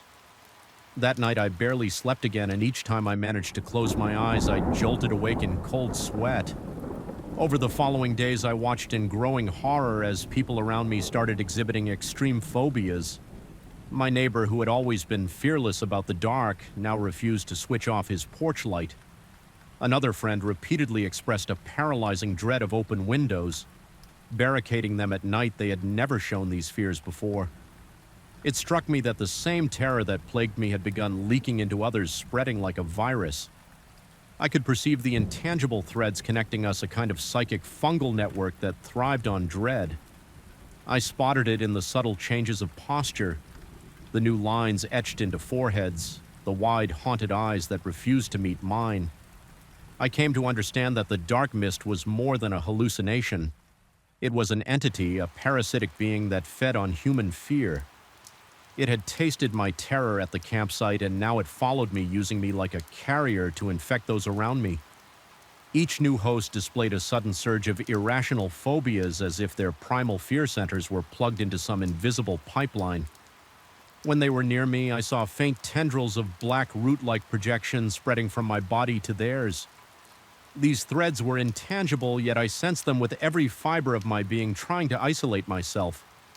Seemed the only logical solution. I stopped going to gatherings, avoided eye contact, and held up in my apartment for days. My phone vibrated constantly with messages, but I couldn't bring myself to answer. I feared that even through technology, this thing might creep into someone else's mind. My heart raced whenever I thought about the prospect that more people would suffer the same soul-crushing terror. I felt the dryness in my mouth grew constant, and my palms perpetually dripped with sweat. My hands trembled so badly that simple tasks like cooking or typing took double the effort. At night, the mist coiled in the corners of my home. It slithered along the baseboards, creeping closer as if savoring the mounting fear that radiated off me one evening while trying desperately to distract myself by watching a movie. I caught sight of the black tendrils stretching across the ceiling. My entire body seized with panic. My heartbeat hammered against my eardrums, and I gasped for breath like a drowning swimmer. The edges of my vision blurred. I nearly fainted. Cold sweat drenching my forehead. Somehow I forced myself to focus on steady breathing until the wave of dread abated, but the relief was always short-lived. The parasitic entity was never far. I began to sense the spread more acutely around my building. I overheard someone in the hallway mentioning that another resident had developed a sudden panic of flushing toilets. Of all things, a friend texted me recounting a vivid nightmare about being trapped in an elevator. Even though they'd never had claustrophobia before, their messages were laced with terrified confusion, and the guilt in my chest grew heavier by the hour. I tried to investigate my predicament by researching obscure psychological conditions and paranormal phenomena. My vision blurred after hours of scrolling through forums and unreadable articles. I found an old reference to a concept describing fear as an energy that certain entities consume. It was described as an emotional mechanism, a hidden fungal network that linked one terrified mind to another, allowing the parasite to feed on mass. My eyes stung with sleeplessness, and my heart pounded with each new piece of information. My breath came out in uneven, ragged bursts. I felt no closer to a solution. Only more aware that I was trapped in something massive and horrifying one night, I could bear it no longer. I decided to confront the thing directly. My plan was half-formed and desperate if I could somehow separate my emotions from the creature's feeding channels. Maybe I could starve it. I turned off all the lights in my apartment and forced myself to remain calm, picturing my fear as a tangible resource. I could withhold the darkness. Was absolute almost immediately. I felt its presence swarm around me as if excited by my vulnerability. My pulse raced, but I tried to suppress my panic, breathing deliberately to keep my heart rate from spiraling. I stood in the center of my living room, every muscle clenched, my teeth chattered with raw terror. My palms were slick and my shirt stuck to my torso. But somehow in that moment I visualized a barrier around my thoughts. When I felt the dark tendrils slither against my psyche, I imagined them hitting a solid wall and recoiling sweat poured down my temples, and my vision flickered with faint spots of color. Yet I continued to push the terror away, refusing to let it grow. Gradually, the sense of suffocation eased. The air around me felt lighter. I opened my eyes. I saw the mist retreat, shrinking into a corner of the room as if I had become distasteful to it. My body trembled like a leaf in a storm, and the exertion left me dizzy. For the first time since the camping trip, I felt an ounce of power over my circumstances. Though the creature didn't vanish entirely, I sensed a subtle shift in its strength, as if some vital cord had been cut over the next days. I learned to repeat that meditative state, denying the parasite the feast it desired. I could still feel it hovering at the edges of my awareness, waiting for me to slip back into despair and panic. But I held on, cultivating a cold, focused calm whenever I felt the beginnings of fear rising in my chest. Friends reported less frequent bouts of irrational phobias, and the oppressive tension in my surroundings eased, though it never fully disappeared. I realized that my connection to the entity remained an unwelcome tether that could tighten at any moment. Part of me knew it was biding its time, content to lurk until I weakened, or someone else nearby took in enough terror to feed it again. Even so, I managed to return to a semblance of normal life. I left my apartment more often, slowly regained some sense of control, but that final revelation that this thing was out there thriving on our darkest dreads never left me. Sometimes late at night, I still catch a glimpse of that dark mist drifting by a window or curling under a door. My heart will stutter, my breath will catch, and I'll feel droplets of cold sweat beating on my forehead. Yet I've learned to push it away, keeping my fear on a tight leash. I've accepted that my life will never be the same. There is a parasite feeding on terror, an invisible mycelium, connecting us through our shared vulnerabilities. It followed me home from the woods, built a network of fear, and tried to devour every ounce of security. I once knew I might have gained a fragile control, but the real horror is the knowledge that it can't be destroyed. Only contained. Every time I close my eyes, I brace myself against the possibility that I'll open them to find it looming before me, drifting in the darkness, hungry, and that knowledge more than anything ensures I'll never truly rest again. Story 7, I felt an odd unease the first time I stepped into that apartment. I remember how the hallway light seemed to flicker right as I turned the key in the lock, and the heaviness in the air made my chest feel tight. Something about the place just seemed wrong, but I had brushed it off as nerves about moving. Now looking back, I realized that unsettling sensation wasn't just a trick of my imagination, it was a warning, and I ignored it. I moved to this building, an old structure that supposedly had been remodeled many times because the rent was cheap and the location convenient. It had a grand facade with gargoyles perched along the roof, rained walls, and tall, narrow windows that let in little light. People in the neighborhood had told me the building was known for having a complicated history, but they never gave me details. My first few nights were nothing unusual, though they felt strangely quiet, as if the floors and walls were holding their breath. I told myself I was just acclimating to a new environment, yet a sense of unease settled in my bones, making me restless. I could hear the old pipes groan in the distance sometimes, as if something alive was traveling through them, when I finally decided to take a long hot shower to release the tension in my muscles. I discovered the first sign that my new home was a place of secrets. The moment I turned on the shower, my ears picked up an unsettling murmur. At first I thought I was imagining it, just the sound of water hitting the tiles, but as I rinsed the shampoo out of my hair, the murmuring turned into distinct whispers. My heart hammered against my ribcage and my pulse fluttered in my neck. I remember standing there, soap in my eyes, unsure if I was actually hearing voices. A wave of nausea rolled through me and I nearly slipped on the wet tiles. I clenched my teeth, my breath coming in ragged bursts. The sound was faint but unmistakable. It was like a crowd of people speaking just below the surface of the water, pressing their voices through the rushing torrent. Every hair on my body prickled and I fumbled to shut off the faucet, but the voices continued for a few seconds, even after the water stopped, then abruptly went silent. I pressed my ear against the tiled wall, my wet skin leaving a cold imprint, but I heard nothing. My heart still drummed and my breaths came short and sharp as I tried to collect myself the next few days. I tried to rationalize what I had experienced. Maybe the pipes were old and produced strange echoes. Perhaps the water pressure changes created a whistling that mimicked speech.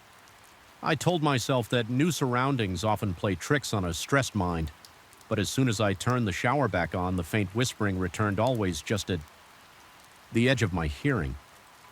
The voices seemed to rise and fall with the flow of water as if they were feeding off it.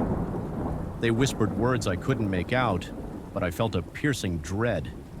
Each time they spoke, the water started to carry more than just heat and moisture into the air. It carried a presence on the fifth day. I called a friend of mine and described in halting sentences what I had been experiencing. He offered the usual reassurances that maybe it was just the building's ancient plumbing. He suggested I play loud music while showering to mask the sound. I tried that, but it made no difference through the blare of music. I could still discern those insidious whispers, faint but insistent. My friend could tell I was shaken, even though I tried to sound casual, and he recommended I talk to the building superintendent. I went to the superintendent's office, a cramped space in the basement. I explained that I heard odd sounds in the water pipes, almost like voices. He looked at me with an inscrutable expression, then said maybe the pipes were clogged and that he'd send someone to check. I left feeling uneasy. Something in his eyes hinted that he knew more than he was letting on. The entire conversation felt like an evasion. That same evening, I noticed another strange phenomenon. The water in my kitchen sink trickled out at an odd angle, as if defying gravity. For a split second, I turned the faucet on and off, baffled by the droplets that seemed to hover midair before plummeting into the basin. My hand shook as I reached into the stream and a biting cold surged through my fingertips. The temperature shouldn't have been so low if I'd set it to warm, yet the water felt unnaturally frigid, leaving behind a tingling sensation like static electricity.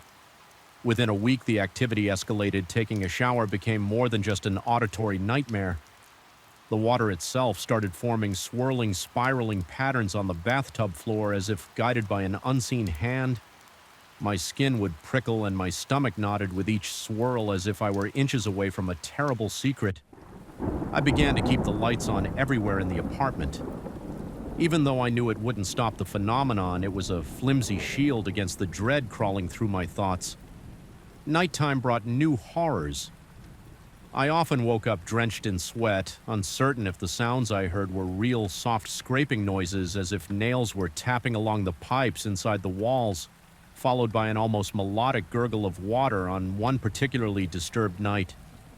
I left my bedroom to get a drink of water, only to find the faucet turned on by itself. The water shot from the tap in a thin, pointed stream and curved upward before splashing against the steel basin. I swear it was defying physics right in front of me. My throat constricted, my breath ragged as if I couldn't pull enough oxygen into my lungs. When I finally mustered the courage to twist the knob, the water shut off, leaving me to stare at the drip, drip, drip echoing ominously in the sink. The following morning, I was brushing my teeth when I caught a glimpse of something in the mirror. The shower curtain behind me was closed, but I noticed a dark, shifting silhouette. I turned around slowly, sweat breaking out along my forehead, heart thundering in my chest. The shower curtain fluttered slightly as if disturbed by a gust of wind, yet the bathroom window was sealed shut. Summoning all my nerve, I yanked the curtain open. The tub was empty, but the surface of the water droplets around the drain seemed to quake like it was trembling with a life of its own. Suddenly, I felt an intense chill that worked its way up my spine, and I bolted from the room. By this point, my sense of reality started to fray every time I heard the old pipes groan.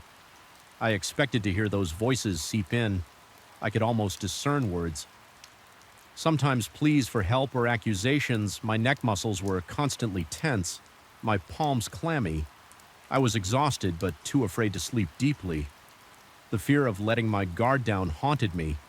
My mind circled back to questions I couldn't answer. Why did the water behave so strangely? Who did those voices belong to? And what if I was simply losing my mind?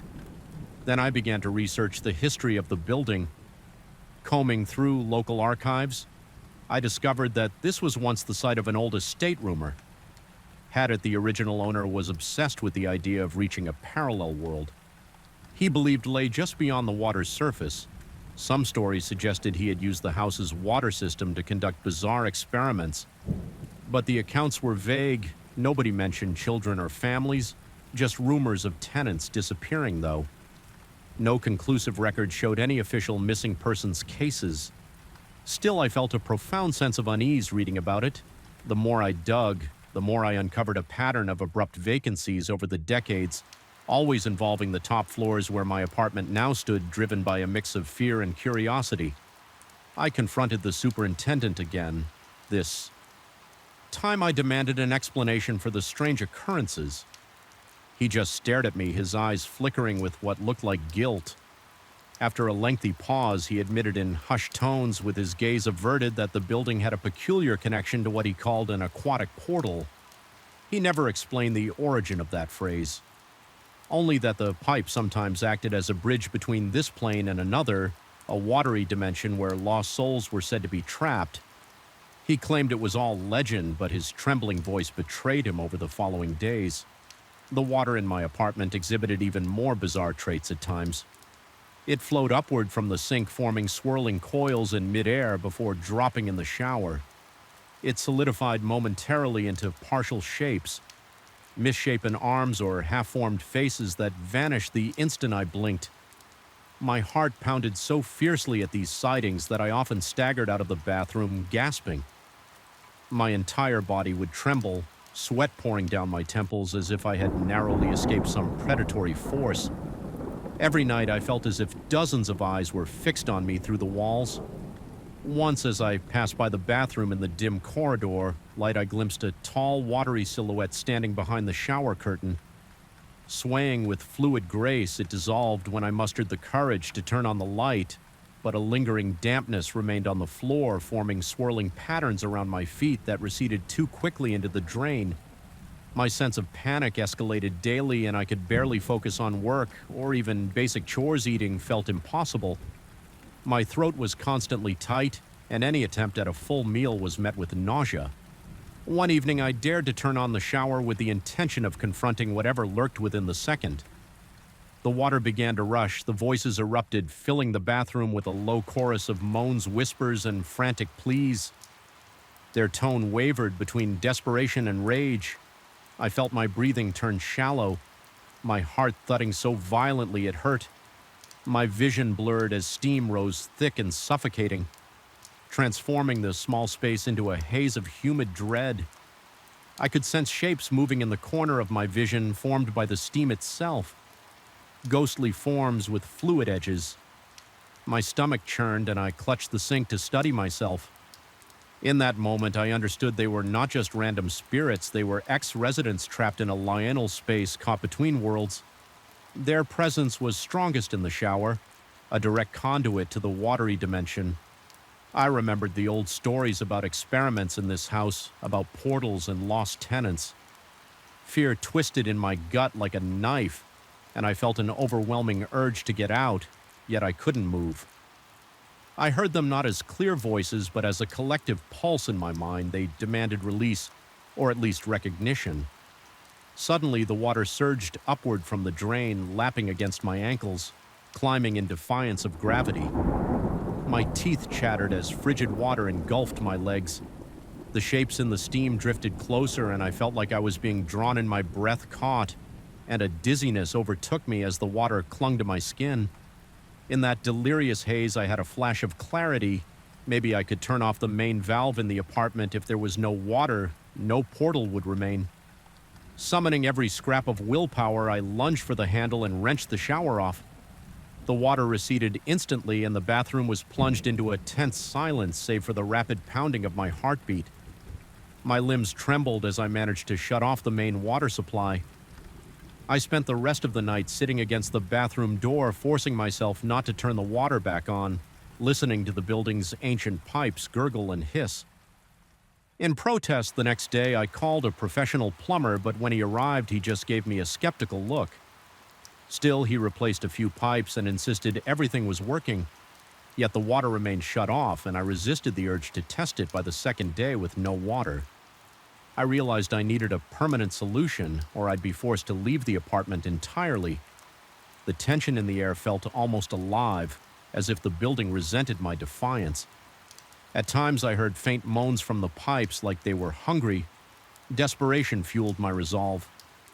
I barricaded the drains in every sink in the tub with heavy towels and plastic sheeting. Then I went downstairs and explained to the superintendent that I would be moving out. If this wasn't resolved, he looked at me with a mixture of pity and resignation. Quietly, he disclosed a final detail. The building was constructed on top of what some old records called a water gate, an ancient aquatic portal to those who listened too closely or turned on the taps too often. This gateway would reveal itself. Though terror squeezed my stomach, I demanded that he help me seal whatever opening existed. His answer was a vague set of directions involving blocking certain pipes in the basement at midnight, a procedure that sounded like more folklore than fact, but I tried it anyway. Creeping through the damp, poorly lit basement with tools in hand, my skin crawled with every drop of condensation trickling from overhead pipes. The place smelled of mildew and the gloom felt suffocating, but a new determination had replaced some of my fear. Following the instructions, I found several old valves connected to a series of thick, corroded pipes. I turned them shut, twisting until my hands ached. The clang of metal reverberated through the basement corridors, sending echoes that felt almost like screams. My heart pounded so hard I thought it would burst, and sweat trickled down my temples. Despite the cold air, at the moment I sealed the last valve, a massive rush of water roared within the pipe as if something on the other side was fighting back. My breath caught in my throat. Then the noise subsided, and an oppressive silence replaced it. My arms trembled, but I held firm when I climbed back up to my apartment. The atmosphere felt lighter, as if a dense fog had lifted over the next hour. I tested the water it trickled from the faucet as a normal stream with no unusual behavior. My relief was so great that my knees buckled and I sank onto the floor chest, heaving with long, shaky breaths.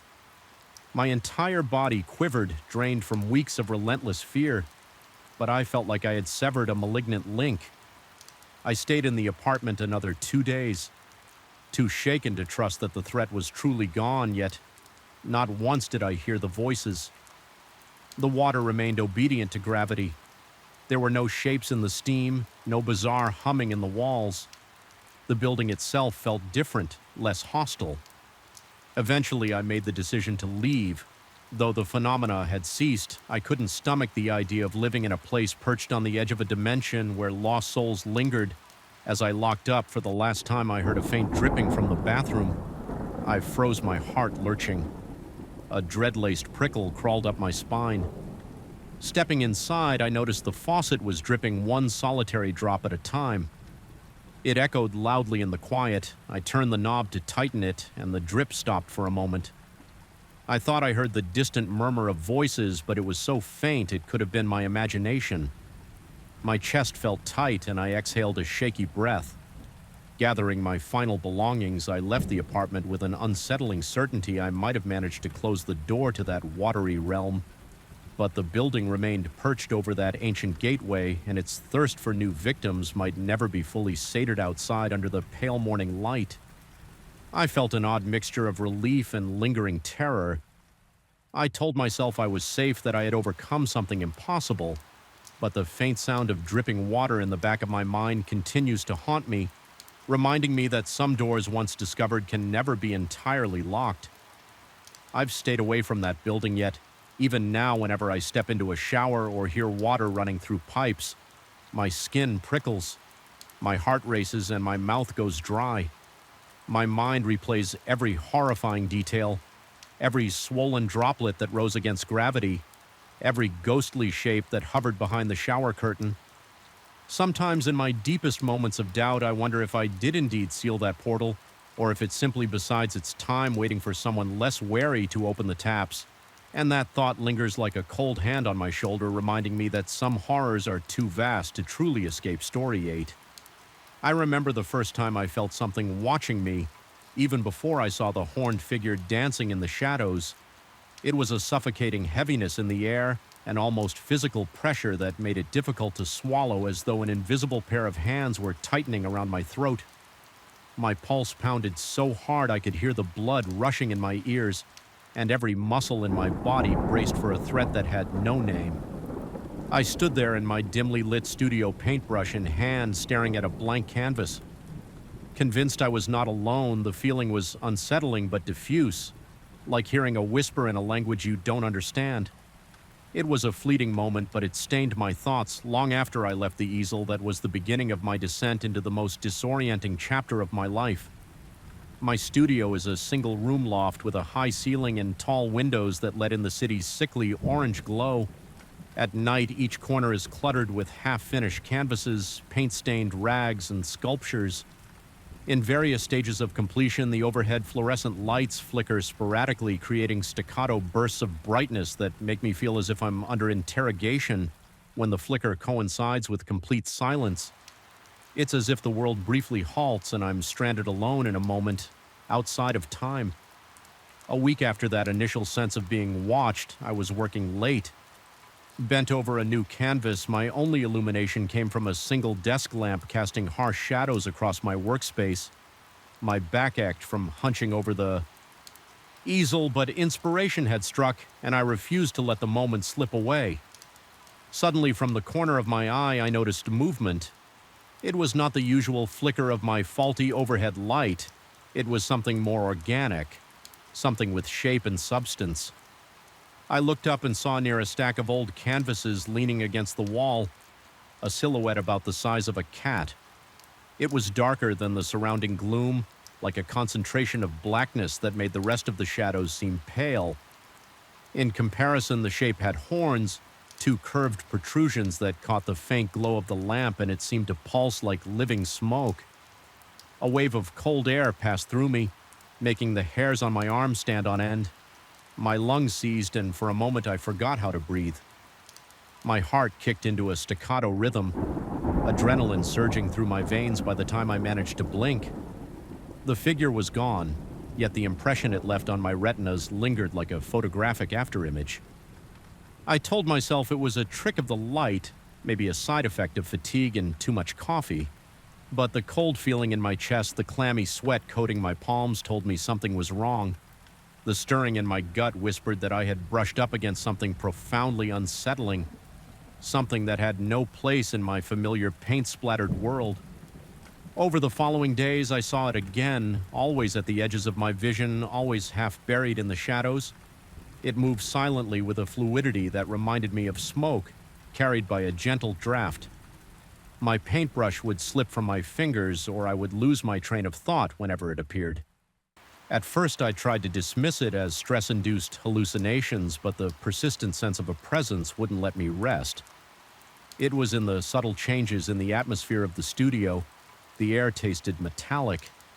My ears picked up faint scuttling sounds when I was certain I was alone, and the overhead fluorescents would buzz in an odd syncopated rhythm like they were flickering in time with some hidden heartbeat.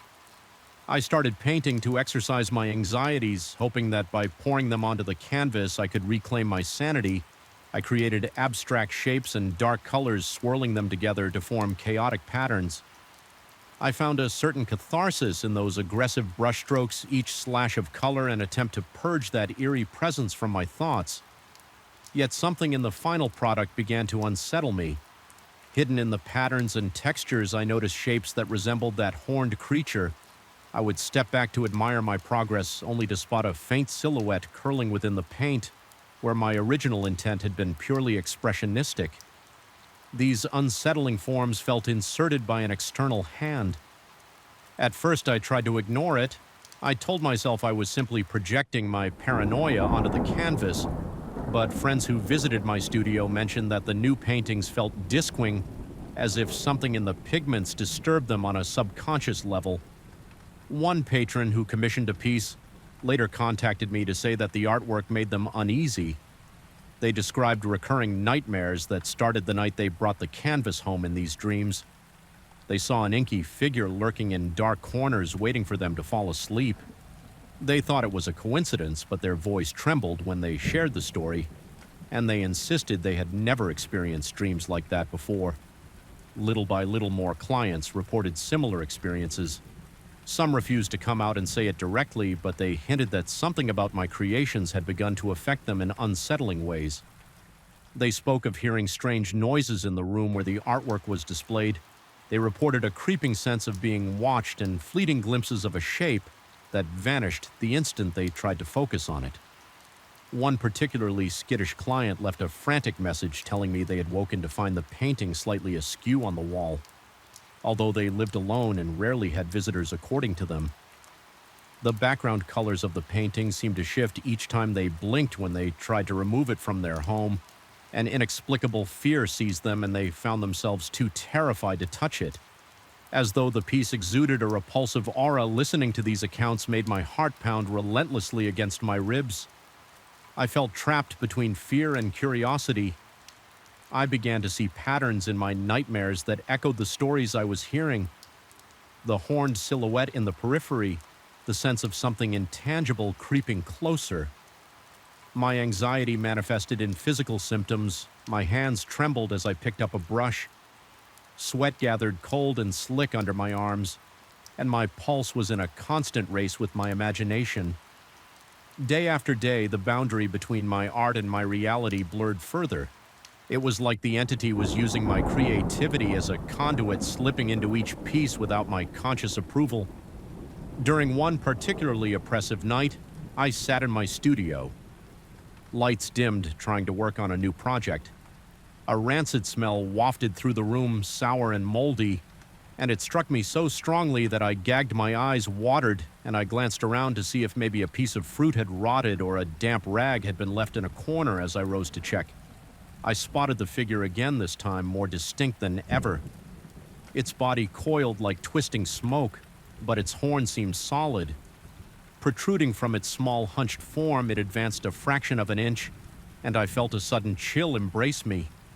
My breath caught in my throat, and I broke into a clammy sweat. The figure stared at me, though it had no visible eyes. I felt its scrutiny as clearly as a hot brand. I tried to speak, but my mouth was so dry, my tongue felt like sandpaper. The only sound that emerged was a trembling exhalation. Then, in a fluid, impossible motion, it swirled around the base of my canvas. I watched in horrified fascination as wisps of black mist seemed to meld with the wet paint, forming a subtle, near-invisible mark on the surface. The second it merged with the painting, the rancid smell vanished, replaced by the faint odor of ozone, as though lightning had just struck inside the studio. I practically tore the canvas from the easel and hid it behind a stack of older works. Hoping out of sight would mean out of mind, but the memory lingered. My mind reeled with questions. Had I gone mad? Was I hallucinating? Or was there something ancient and malevolent weaving itself into my art? Over the next weeks, I researched esoteric art histories and obscure mythologies. I found references to ancient cultures that believed spirits could inhabit objects, idols, sculptures, paintings, turning them into gateways for hidden deities to exert influence over the mortal realm. One text mentioned a particularly obscure sect devoted to an entity sometimes depicted with small horns and a smoky form said to thrive on creative energy. The more I read, the deeper the chill in my bones grew. My pulse rate seemed permanently elevated, and I felt a constant flutter in my stomach, as if I were teetering on the brink of a revelation I wasn't prepared to handle. I recalled the messages from my patrons, the shared nightmares and common visions. It wasn't just me. This entity or deity or whatever it was broadcasting its presence through my pieces, influencing anyone who acquired them. Every sale, every client who proudly displayed my work unwittingly invited this thing into their homes. The realization hit me like a punch to the gut, and I doubled over, gasping for air sweat beating on my forehead. My eyes burned with unshed tears of dread and guilt. Had I become a vessel for something far beyond my understanding, I tried to stop painting, but it was as if an unearthly compulsion overtook me. My hands twitched with the need to apply paint and fluid motions to bring shape to the swirling images in my mind. Each time I gave in, the horned figure would appear again at the edges of my vision, nudging me to include its likeness in my work in increasingly subtle ways. Sometimes it was a faint curve in the background, other times a swirl of dark shadow that almost formed a silhouette. My nails bit into my palms as I wrestled with the compulsion, but it was no use. The entity's influence was potent and all-consuming when I attempted to speak with a confidant, an old acquaintance who once studied the occult. He told me indirectly that I needed to destroy the pieces. He didn't come right out and say it, but his manner was urgent. His voice quivered as he described the dangers of idolatry and the risk of attracting attention from predatory spirits. He asked if I'd felt changes in my physical environment, like sudden drops in temperature or strange electrical surges. I confirmed everything, and that stoked his fear. He implied that the only way to stop the entity's spread was to sever its link to our world by eradicating its mediums, in this case my artworks. But the more he spoke, the more I felt a clamp tighten around my heart. The idea of destroying what I had created felt both horrifying and impossible. I made an attempt one night, steeling myself to tear down my canvases and throw them into a metal bin. I kept for scraps, my hands shook violently, and the sense of dread was so palpable I could barely breathe. I felt that if I took one step closer to the painting, something in the atmosphere would snap as I reached for the canvas. I heard a scraping sound as if claws were dragging across the concrete floor. My vision blurred and my stomach churned. I dropped to my knees, consumed by raw, choking fear. It felt as though the space around me distorted, pressing in on my chest, so I couldn't inhale without wheezing. In that moment, I became convinced the entity would do more than just prevent me from destroying the piece. It would consume every ounce of my sanity if I tried. Eventually, I abandoned that approach and slumped onto the floor, panting and soaked in cold sweat. My heart pounded like a war drum, and all I could do was stare blankly at the painting that seemed to gaze back at me. I wondered if there was any way to free myself from this predicament. I thought perhaps I could move away, distance myself from the studio, from my work, from all of it. But the art was already scattered. People had purchased pieces that now hung in homes, offices, and galleries. The influence was beyond my reach. Desperation led me to yet another approach, confronting the creature. Directly, I stayed up several nights in a row, refusing to sleep, hoping that if it appeared, I could somehow will it away. The exhaustion was maddening. My head-pounded temples throbbing with every beat of my heart.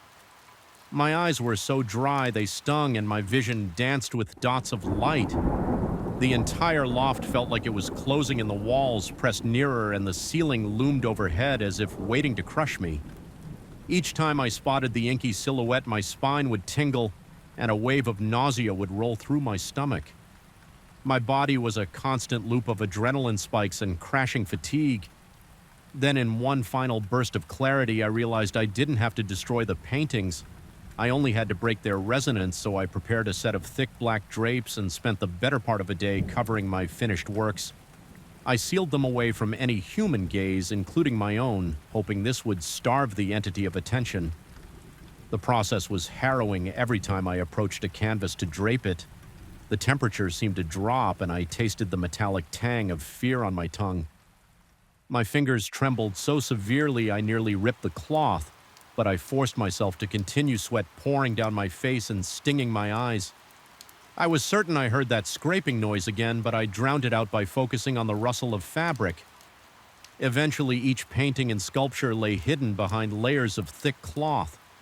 Afterward, the atmosphere in the loft felt still and stale. It wasn't exactly peaceful, more like a reluctant truce. My heart still hammered whenever I looked around, half expecting to see the horned figure drifting through the room. I remained vigilant for days, hardly sleeping my nerves on high alert. I listened for any sound out of place, a creak in the floorboards, a scratch against the window, and sometimes I felt a presence, but it never fully materialized. It was as if the figure had been muted, forced to retreat to the corners of my subconscious. Clients continued to contact me about their experiences, but I distanced myself from them. I politely refused new commissions and explained I was on indefinite hiatus. In truth, I was petrified that creating anything at all might allow the entity to resurface with renewed strength. I blocked out my creative impulses.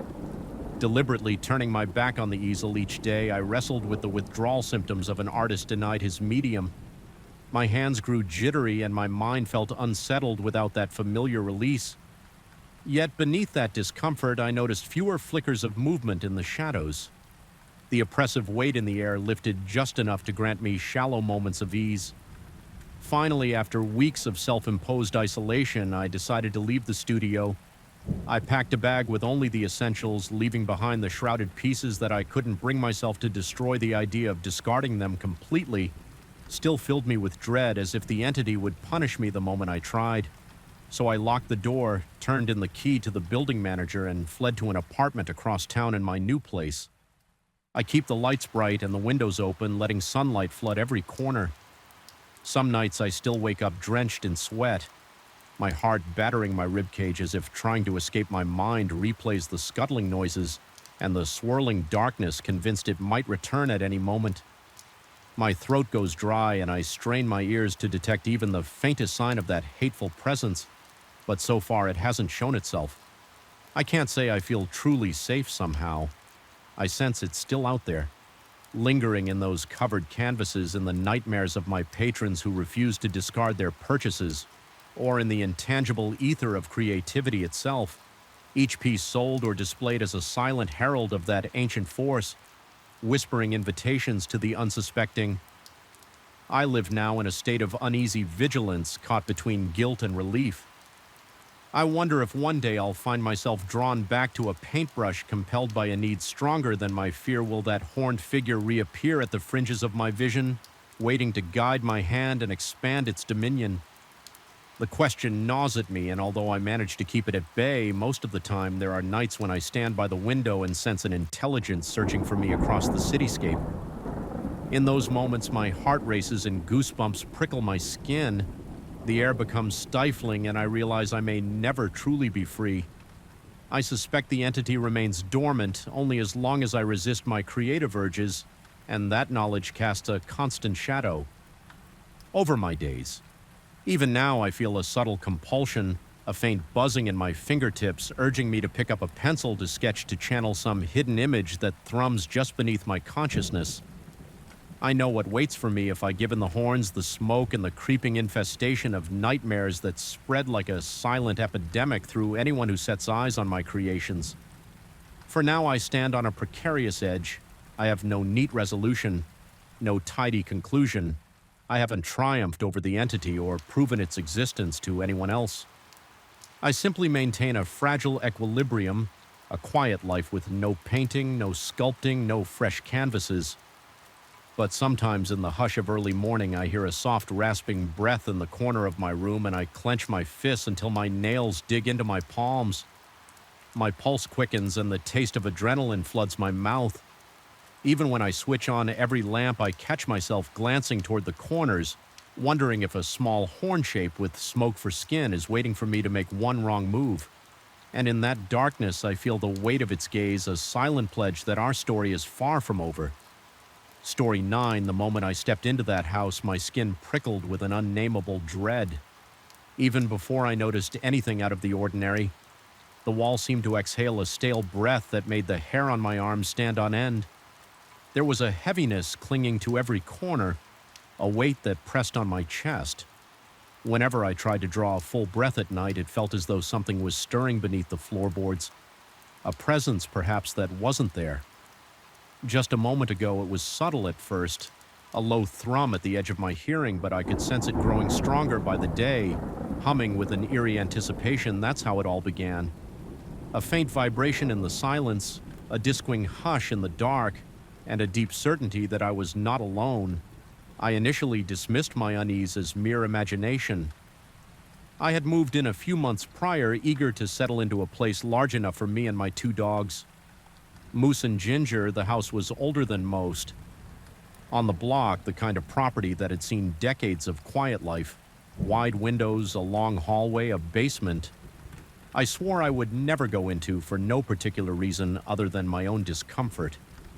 It was spacious enough that my footsteps often echoed, and I chalked up the muffled nighttime noises to shifting pipes, old wooden beams, or even the dogs padding around in the darkness. But almost immediately, little peculiarities began to happen. Early one morning, I heard a squeak in the living room, a tiny abrupt yelp.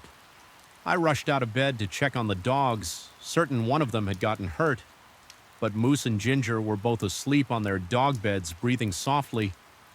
My heart pounded so loud I could barely think, and I stood there staring at them, willing my pulse to settle the chill in the air pressed against the back of my neck. My mouth went dry, I could feel sweat beating at my temples. Despite the cold, something about that small noise sounded too much like one of my dogs, yet neither had made it. I found myself swallowing over and over, trying to rid myself of that sick knot in my throat. A week later, I was preparing dinner in the kitchen when I heard Ginger's distinctive bark near the front door. Only it wasn't quite right. It sounded thinner and slightly higher in pitch, as if someone had recorded her and played it back at a different speed. I called her name and walked over to the hallway, but she was already lying there wagging her tail at me with that goofy grin on her face. She hadn't moved from her spot. I felt a swirl of panic in my gut, a sensation that I was teetering on the edge of something horrifying, who or what could be imitating my dog. For the next few days, I tried to act normal. I made coffee, went to work, played fetch with Moose and Ginger in the backyard, and told myself that houses creak and groan all the time. Yet every single morning before dawn, I would bolt awake to the faint imitation of canine whines or the distant echo of my own cough from somewhere else in the house. My heart would race and my hands would tremble. The darkness felt alive with secrets just beyond my bedroom door. One afternoon, I was convinced I heard my own voice calling from upstairs. The voice was faint and muffled, but the cadence and tone matched mine perfectly, except it seemed delayed, as though it were a distorted echo from another time. My stomach dropped, a clammy sweat broke across my forehead, and my breathing became shallow and fast. I felt adrenaline surge through me, my muscles tensing, unsure whether to flee the house or confront whoever was upstairs. Summoning the remains of my courage, I climbed the stairs, each step creaking ominously under my weight. The hallway at the top was empty, the air still and stale. I checked every room, flinging open doors, flipping on lights, half expecting to catch a glimpse of some intruder wearing my face. But there was nothing. The only sound was my own shaky breathing echoing in those silent walls. I thought I was losing my mind. I considered telling a friend about these bizarre experiences, but I worried they'd think I was just stressed out or dealing with anxiety. The fear gnawed at me, becoming a constant companion. My appetite dwindled, and I started sleeping with the hallway light on. I noticed the dogs growing skittish too, barking at corners or refusing to enter certain rooms. Sometimes they would both stare at the same spot in the living room, lips curling back in a low growl when I followed their gaze. All I saw was an empty patch of wallpaper, but the intensity in their posture filled me with dread. I couldn't explain it, but it felt like the house itself was breathing. Soon I began to sense a presence just behind me, as though someone were leaning over my shoulder. Whenever I paused in the corridors, my palms would sweat and my heart would go wild. Whenever I had to switch off the lights at night, I would see shapes flicker in the edge of my vision. Dark figures that vanished the moment I turned my head. The tension in the air pressed on me like a physical weight. At times, my chest would tighten so badly I feared I might pass out. Things escalated the evening I heard an exact replica of Moose's bark coming from the basement. I had never gone down there because the space made me uncomfortable from day one, but that night the bark came loud and urgent when I found Moose in the kitchen. Instead, staring at me with a tilted head, I felt ice in my veins. My heartbeat hammered in my ears. I could barely swallow. There was no reason, none at all, for my dog's bark to come from below ground with my hands shaking so much I could hardly hold a flashlight. I slowly made my way down the creaking steps. Each step felt like a small betrayal of my instincts, as though my body were screaming at me to turn around. The air grew colder and smelled faintly of damp earth.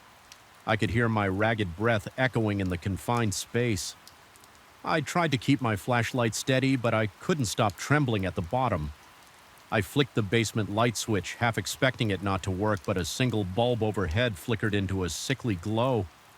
Shadows loomed in the corners, stretching like hungry shapes. I stood there scanning the empty room, the cement floor, the cinder block walls. I noticed cardboard boxes stacked near the far wall. Previous occupants' leftovers. The hush was suffocating. My heart was pounding so hard that my vision felt as if it might tunnel. My mind spun, had I really heard Moose's bark, or had it all been in my head? Just as I was about to retreat upstairs, something skittered behind the boxes. It was a soft scraping noise too large to be a rat. I felt the hairs on my arms stand up as a sharp jolt of fear ripped through me.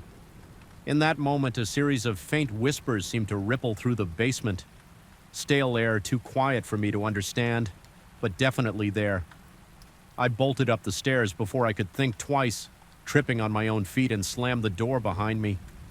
My legs felt weak and a cold sweat slicked my back. I could hardly catch my breath. I stayed awake all night, too terrified to drift off after that basement episode. The imitations became more frequent. Sometimes I would hear my dogs in parts of the house where they couldn't possibly be. Sometimes I would swear I heard my own voice whistling from the kitchen, humming from the bathroom, or humming a tune in the attic. My reflection in the mirror would appear just a split second out of sync, like a bad dream. You can't fully remember when you wake up. I started questioning my sanity, wondering if I was succumbing to some bizarre paranoia. My head throbbed and my entire body remained tense with an ever-present anxiety that never let me rest one morning. After a particularly sleepless night, I stumbled into the kitchen to make coffee. My eyes felt gritty and my heart pounded with each step, expecting to see something horrifying around every corner. But nothing could have prepared me for what I found. There, standing at the counter, was a figure identical to me in every way. Same disheveled hair, same tired lines under the eyes, same t-shirt wrinkled from a restless sleep. It turned to face me and my vision blurred momentarily. My mind recoiled, refusing to accept the impossibility of what was right in front of me. I couldn't speak. My mouth was so dry it felt like sandpaper, and my heartbeat thundered in my ears. A wave of queasiness rolled through my stomach. All the air seemed to exit my lungs, and I just stood there trembling. My duplicate regarded me with an eerily calm expression. I wanted to scream. I wanted to run, but my muscles locked as though I were trapped in a nightmare. I watched in horror as this doppelganger tilted its head slightly, examining me like a specimen. I recall the entity addressing me in a voice that was mine, yet not mine. Speaking softly, its tone drained of emotion. It explained in essence that it was the living manifestation of the house itself I didn't know. If I was losing my mind or hearing actual words, but I understood the meaning. As surely as if the thoughts had formed in my own brain, it seemed to suggest the house had developed awareness over time, slowly learning from every resident who had ever walked its halls the imitation of voices animals, and now my own body were the result of that growing consciousness. This thing was making copies, forging physical doubles that existed alongside the originals as it spoke. If speaking is even the right word, I felt an urgent, almost physical sensation that the walls around us were breathing in sync. I remember my heart feeling like it might burst right out of my chest. My vision wavered and a cold sweat drenched my back. My mind couldn't begin to process the magnitude of what I was hearing. Something beyond human understanding was happening. My entire body trembled with fear and disbelief. I wanted to get away, but the floor felt unstable, as if the house was shifting beneath my feet. The entity seemed to exude a slow, deliberate confidence, knowing I had nowhere to run. It communicated through gestures, expressions, or maybe telepathy that the house existed simultaneously in multiple dimensions. Infinite versions of every inhabitant overlapped in the same space, each dimension layering upon the next until they all merged in this particular structure. At that moment, I became acutely aware of how many people must have lived here before me. Could their duplicates be wandering these halls as well? Intangible shapes crossing from one dimension into the next. I thought about the basement whispers, the barking that echoed from nowhere. The flickers at the edge of my vision, I realized all those sounds could be manifestations of inhabitants and animals. From parallel realities, my breathing sped up so much I became dizzy. My skin was covered in goosebumps, and I felt a sudden urge to claw at the walls to escape the claustrophobic crush of overlapping existences. The doppelganger fixed me with a look of profound curiosity, as though measuring my next move. I couldn't handle meeting its eyes for too long. They were my eyes, but void of warmth, like looking into a reflection that had no human soul behind it. In that moment, I felt more naked and vulnerable than I had in my entire life. Every hair on my neck stood up. My heart hammered with such ferocity that my chest hurt. I was convinced I might faint my vision. Spotting at the edges, the thing seemed to relish my terror, or at least it observed it carefully, as if studying the physicality of fear. Without daring to speak, I stepped backward. My legs shook knees, threatening to buckle. Moose and Ginger were nowhere to be seen, and a dread crept over me as I realized the house could generate duplicates of them at will. The doppelganger didn't follow me, but I sensed it was allowing me to leave, or maybe it was simply curious to see what I would do next. I forced myself to remain steady as I backed out of the kitchen, never taking my eyes off that figure. My breathing was harsh and the sweat on my forehead felt ice cold. I moved down the hallway, each step sending shocks of pain through my tense muscles. My mind screamed that I had to get out, that I needed to flee, but another part of me wondered what good it would do if the house existed in multiple dimensions. Maybe stepping outside wouldn't offer true escape. The entire property might exist in a web of realities that extended beyond anything I could comprehend. Yet the raw survival instinct took over, telling me I had to try. When I reached the front door, I braced myself for resistance locks jamming or doorknobs refusing to turn. To my astonishment, the knob turned with a quiet click and the door swung open. Daylight spilled in, so bright it made my head spin. My chest heaved as I finally gulped fresh air. I left without looking back. Sprinting down the steps and out into the street, my heartbeat roared in my ears, and I realized tears were streaming down my face. I had no idea where to go or what to do. All I knew was that I had to keep moving. Eventually, I found myself in my car, breath coming in frantic gasps. My shirt clung to my back, soaked with sweat. I fumbled for the keys and drove aimlessly for what felt like hours. My mind replayed the encounter in the kitchen, my own voice, my own face. That unearthly calm, I felt like a coil of nerve endings, hyper-R of every sound around me. The dogs were safe with me. I had put them in the back seat. Though I barely remembered doing so in my panic, I kept looking at them in the rearview mirror, making sure they didn't flicker or morph into something else. I don't know if I'll ever sleep peacefully again. The house's explanation, if you can call it that, continues to echo in my thoughts. Perhaps the building has woven itself into countless realities, stacking them on top of each other like pages in an eternal book. And maybe every occupant from decades past to those who might come after still roams its halls in some shape or form. No one died yet. Everyone was duplicated. The mere idea sends cold jolts of horror through my veins. My heart still races at odd hours, my breathing quickens.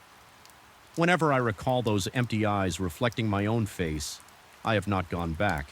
I'm not sure what I'll do next, or if moving somewhere else will even matter, because once you've seen what I've seen, you realize that physical boundaries might mean nothing at all. The house exists in multiple dimensions. It can extend its awareness in ways I can't begin to imagine. Sometimes in the middle of the night, I think I hear my name whispered in my own voice, faint but persistent, drifting through the air as though carried from a place far beyond my understanding. My entire body will tense, sweat trickling coldly down my spine, and I'll lie there, eyes wide open, too scared to move. In the end, the worst realization is that escape might be impossible. Even now, I feel as though I'm living in the house's shadow, caught in its gravitational pull. It found a way to copy me, to mimic my every thought and gesture, and if it can do that, once there's nothing to stop it from doing so again, or from reaching out across dimensions to claim me in some other reality, I've become hyper-aware of my own reflection, the sound of my own footsteps, the pitch of my voice. Any tiny distortion in my daily routine sets my nerves on edge. Every minor echo or squeak in whatever new dwelling I occupy threatens to spiral me back into that unearthly fear. Even though I'm physically outside its walls, I can't shake the sensation that the house itself is alive, and watching it lingers at the periphery of my existence, half in my memories and half in a dimension that overlaps. This one, I feel it every time I see a window at night or when a cold draft moves across the room and raises goosebumps on my arms. My heart pounds with the knowledge that somewhere not so far away, my doppelganger might be standing in an identical kitchen waiting for me to return, and that more than anything is the kind of terror that never leaves you. Story 10, I still remember the moment the lights in my office flickered for just an instant, like they were winking at some hidden presence. Even before I answered that eerie phone call, something felt off in the stale air. The familiar hum of the air conditioner seemed to falter, replaced by a silent tension that pressed against my eardrums. It was the kind of silence that makes every tiny sound echo like a gunshot in an abandoned hall. I suddenly felt more alone than I ever had. Even though my workspace was supposedly a place of comfort, a place I knew inside and out. Little did I suspect that from that point on, reality itself would twist and warp around me, exposing a side of existence I was never meant to witness. My name is Daniel, and I work as an IT technician. Most days I deal with mundane tasks, fixing slow computers, adjusting network settings, or installing software patches. It's not exactly glamorous, but it keeps my mind busy and my bills paid. That night I was working late, something I often do to avoid heavy morning traffic and to tackle system updates when fewer people are around. The building felt emptier than usual. My footsteps on the hallway tiles reverberated in a strangely hollow way, almost as if each step was swallowed up the moment I took it. I was on my way back from the restroom when I heard my cell phone buzz violently in my pocket, snapping me out of my drowsy trance. At first I glanced down with casual disinterest, maybe a notification from a messaging app, but I froze when I saw the caller ID. It was my colleague Marcus. He had left earlier that day complaining about a headache and told me he was going to power down his phone while he rested at home. I remembered him making a big show of switching off his device before walking away. We had a couple of jokes about how he'd be dead to the world until morning, unreachable and unresponsive, yet somehow there it was. His name glowing on my screen, the ringtone echoing in the corridor. I answered out of reflex, pressing the phone to my ear. Marcus, I barely breathed his name, half expecting silence on the other end. Instead, I heard a faint hiss of static that made my skin prickle. No direct voice came through, but I caught a muffled distortion like a radio between stations. Interspersed with heavy breaths, I spoke again more forcefully, hoping it was just a network glitch. Then the line crackled and I heard something akin to words. It was difficult to parse, but it sounded like my name repeated in a drawn-out, ominous whisper. I felt a sudden chill race up the back of my neck, intensifying the dryness in my mouth. I asked if he was okay, but only static responded. My heartbeat pounded so loudly that I wondered if it was audible through the phone. Then the call cut out, leaving me with the deafening silence of the empty hallway shaken. I told myself it had to be a prank or some bizarre technical glitch. I reminded myself that phones can do strange things. Sometimes maybe Marcus's phone had restarted itself, or maybe his battery was more alive than he realized. Still, something about the strange hiss, those faint breaths, and that distorted version of my own name sent waves of nausea through my stomach. I hurried back to my cubicle, desperate to shrug off the incident by returning to routine tasks. My workstation greeted me with a screen full of software updates in progress. I forced myself to focus on them. pretending that the world was still sensible, yet my mind refused to settle. My eyes darted nervously to the phone in case it rang again, my pulse continuing to flutter in my throat. After what felt like an eternity, I mustered the courage to type a quick message to Marcus on our company chat platform asking if he had called. The message just sat there, marked as unread. Trying to distract myself, I busied my hands with rebooting a server, but as soon as I initiated the process, the server's monitor glitched. Violently, lines of text scrolled across at inhuman speed, displaying strange symbols and a flickering image of what looked like an office almost identical to mine. The lighting was dimmer with a sickly yellow tint, and shadows seemed to sprawl in unnatural angles. My chest tightened when I noticed that the figure seated at that other desk was me. At least it looked like me, but the person's face was contorted in a silent scream, eyes wide-mouthed, stretched as if in perpetual terror. The screen flickered back to normal within seconds, leaving me staring at the usual login prompt. I rubbed my eyes, searching for a rational explanation. Perhaps my exhaustion was playing tricks on me, or maybe some malware had messed with the video output.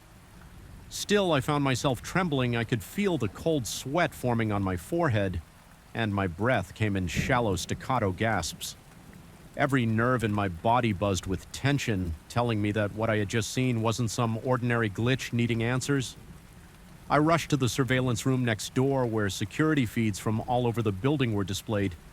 The corridor cameras, the stairwell feed, the parking lot. Everything looked normal. That provided me with a small fleeting relief. Yet as I switched from camera to camera, I noticed an unused feed had activated on its own. It showed an angle of our workspace, but skewed as if taken from a corner that didn't actually exist. The resolution was grainy, bathed in a monochromatic gloom. At first, I wasn't sure what I was seeing. Just a vague figure moving among rows of desks that mirrored our office layout. But again, the lighting was wrong, drenched in a clammy darkness that seemed alive. Then the figure turned, its eyes glinted unnaturally, reflecting light like an animal at night. I couldn't make out the facial features, but the shape reminded me of a colleague who definitely wasn't there at that time. My stomach clenched so hard I felt dizzy. Panicking, I tried to record the feed or switch the camera off, but the controls on the software became unresponsive. My hands shook as I repeatedly clicked the mouse, each futile click echoing in the claustrophobic room. Then the feed vanished, replaced by a cryptic error message. I was left facing the ordinary rows of real-time security feeds again, each showing an empty hallway or a silent office. The sense of being watched grew unbearable. I felt eyes at the back of my head. My breathing was shallow, heart racing. I could almost taste the metallic tang of adrenaline on my tongue. Desperate for a rational explanation, I decided to check the building's electrical systems. I took the elevator down to the basement where the main power units were located. The elevator ride felt like descending into a tomb. The overhead light flickered in a nauseating strobe, making me break into a cold sweat. I swore I could hear faint whispers impossible to pinpoint, echoing in the cramped, stale air. When I finally reached the basement, a dull hum filled the space. Vibrating through my chest, the flicker of distant, faulty lighting cast dancing shadows that played havoc with my peripheral vision. No matter where I turned, I felt like someone was standing just behind me, but every time I whipped around, the corridor was empty. Reaching the electrical room, I checked the power grid, but everything appeared normal. No surges or drops to explain the anomalies I'd witnessed. There was a moment, though, where I thought I heard my name again, carried on a breath of air that slithered through the corridor. It made the hairs on my arms stand upright. It sounded exactly like the hiss I'd heard on Marcus's call. Suddenly, I wished I weren't alone. My fear felt palpable, turning the very air I breathed into a dense, suffocating fog, unable to stay in that subterranean gloom any longer. I took the elevator back up during the ride. I tried to text Marcus again, but the messaging app froze. Then in a single blink, the phone's screen turned black, reflecting only my own anxious eyes and quivering mouth. In that reflection, I could have sworn I saw a shape behind me.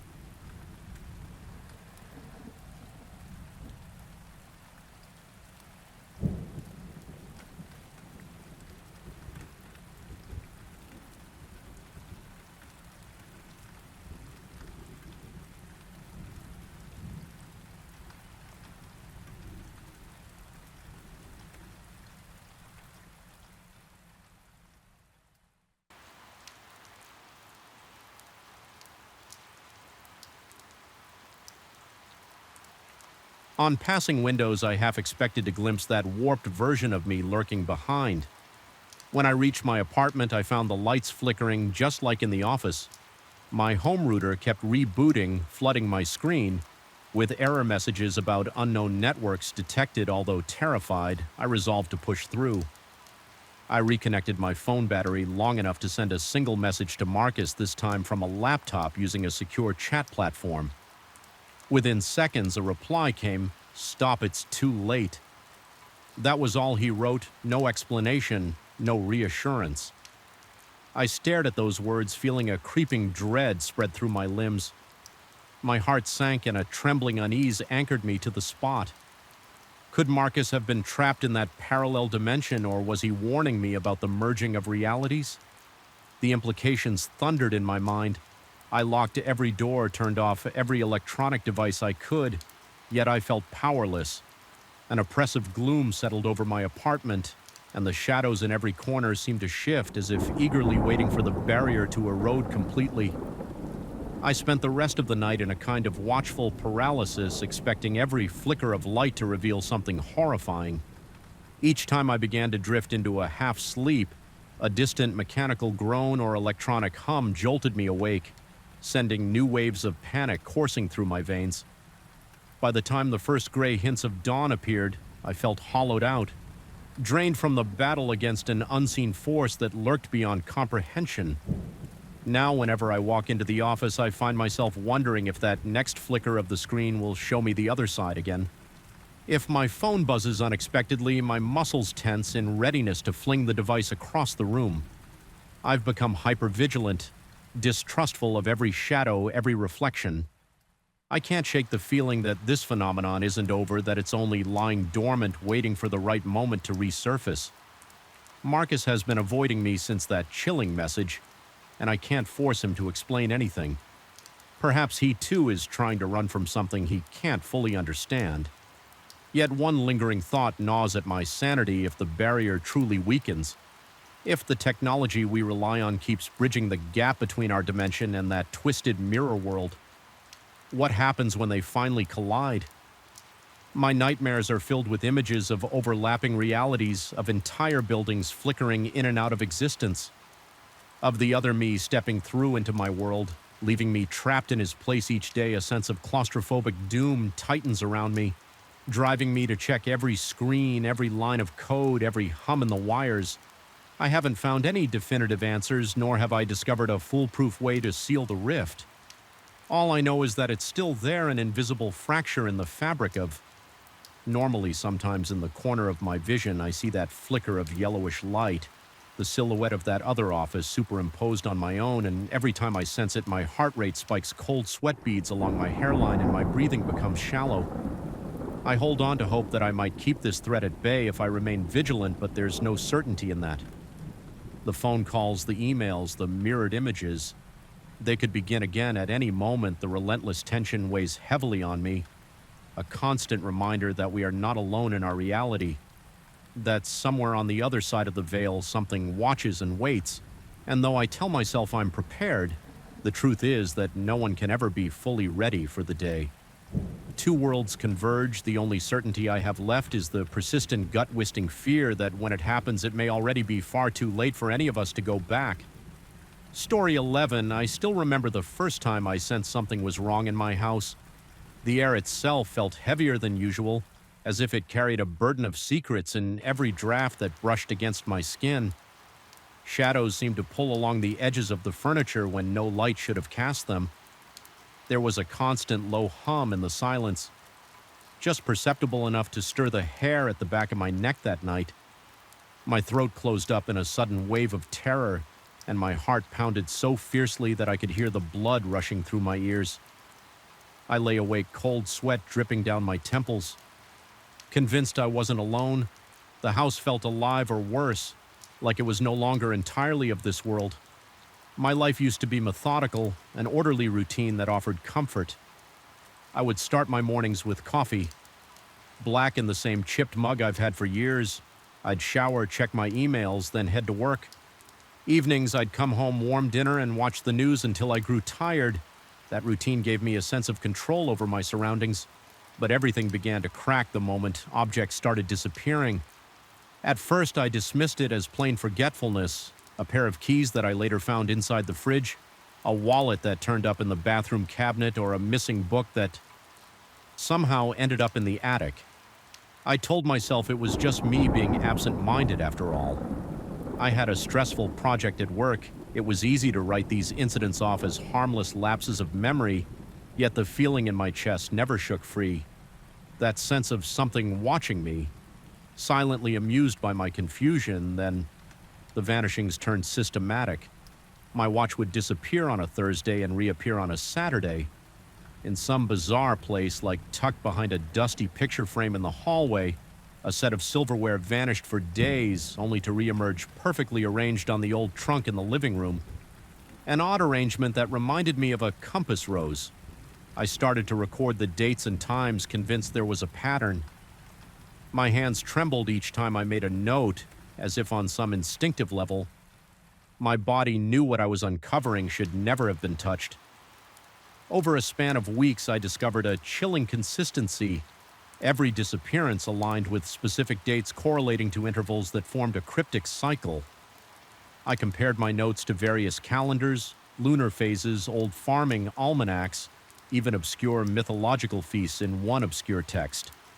I found online I came across references to a lunar solar ritual calendar. My heart hammered so painfully when I recognized the intervals. They matched the pattern I charted exactly every time. An object returned, it was changed in some minute yet uncanny way. My coffee mug, for instance, felt cooler to the touch, like the ceramic had been mixed with metal. There was a slight discoloration, a swirl of strange marbling in the glaze. Another item, a small wooden box my grandfather had given me, came back with oddly elongated hinges that looked organic, almost like insect legs. Each reappearing object felt heavier or had an unfamiliar texture. I tried to ignore the gnawing sense that they were no longer wholly real or that they belonged to something else. My dreams grew restless in them. I saw that same faint marbling or insect-like geometry embedded in the walls of my house. I'd wake up sweaty and shaking, convinced the corners of the bedroom had elongated during the night. The darkness felt alive, shifting at the edges of my vision. I'd sit up panting in bed with clammy sheets clinging to my body, certain I heard something skitter beneath the floorboards. But when I listened, truly listened, all I could make out was my own ragged breath. I started to experience a low buzz in my ears whenever I approached one of these changed objects. It was a nauseating vibration that seemed to emanate from inside my skull. If I touched the object with my bare hands, my palms would tingle uncomfortably. I felt my pulse quicken and my heart rate skyrocketed. Whenever I held onto it for more than a moment, my throat would go bone dry and my vision sometimes blurred. There were times I nearly fainted, dizzy with a twisting sense of displacement, like stepping into a carnival mirror. The more I researched, the clearer it became. These repeated cycles of disappearance and reappearance were some form of ritual. The items I owned were being used in elaborate intervals, almost as if they were keys unlocking a sequence of doors. One night I found a reference that made my blood run cold. It spoke of otherworldly entities that anchored themselves to our reality by co-opting mundane items. Each time an object crosses the boundary between our dimension and theirs, it returns changed. An extension of that foreign place, my mind recoiled from the idea of something using my belongings to gain a foothold here. But it made a horrifying kind of sense. The pattern was too exact, too methodical. I began marking the next expected disappearance on my calendar, dreading the moment it would happen, and it always did on schedule. My hands trembled uncontrollably each time I noticed something missing. My breathing became shallow skin crawling with the sensation of invisible eyes pinned on me. It was as if I were living in a labyrinth rigged by an unseen puppeteer. I tried to explain the situation to a friend I spoke indirectly about things. Vanishing, objects returning, changed about a possible intruder in my home. My friend's initial reaction was a mix of disbelief and concern for my mental state. I caught glimpses of pity in his eyes. He said it sounded like I was overworked, that maybe it was stress. I didn't argue after all. I couldn't prove any of it without sounding unhinged, but I began to wonder if I truly was losing my mind. I could feel my paranoia intensifying every creak in the house. Made my pulse spike. Each gust of wind made me jump at night. I could hardly sleep, consumed by the dread of what might vanish next. On the day the clock from my living room disappeared, a dreadful quiet settled over the house. There was no normal sense of time. It was replaced by a persistent gloom that weighed on me like a physical force.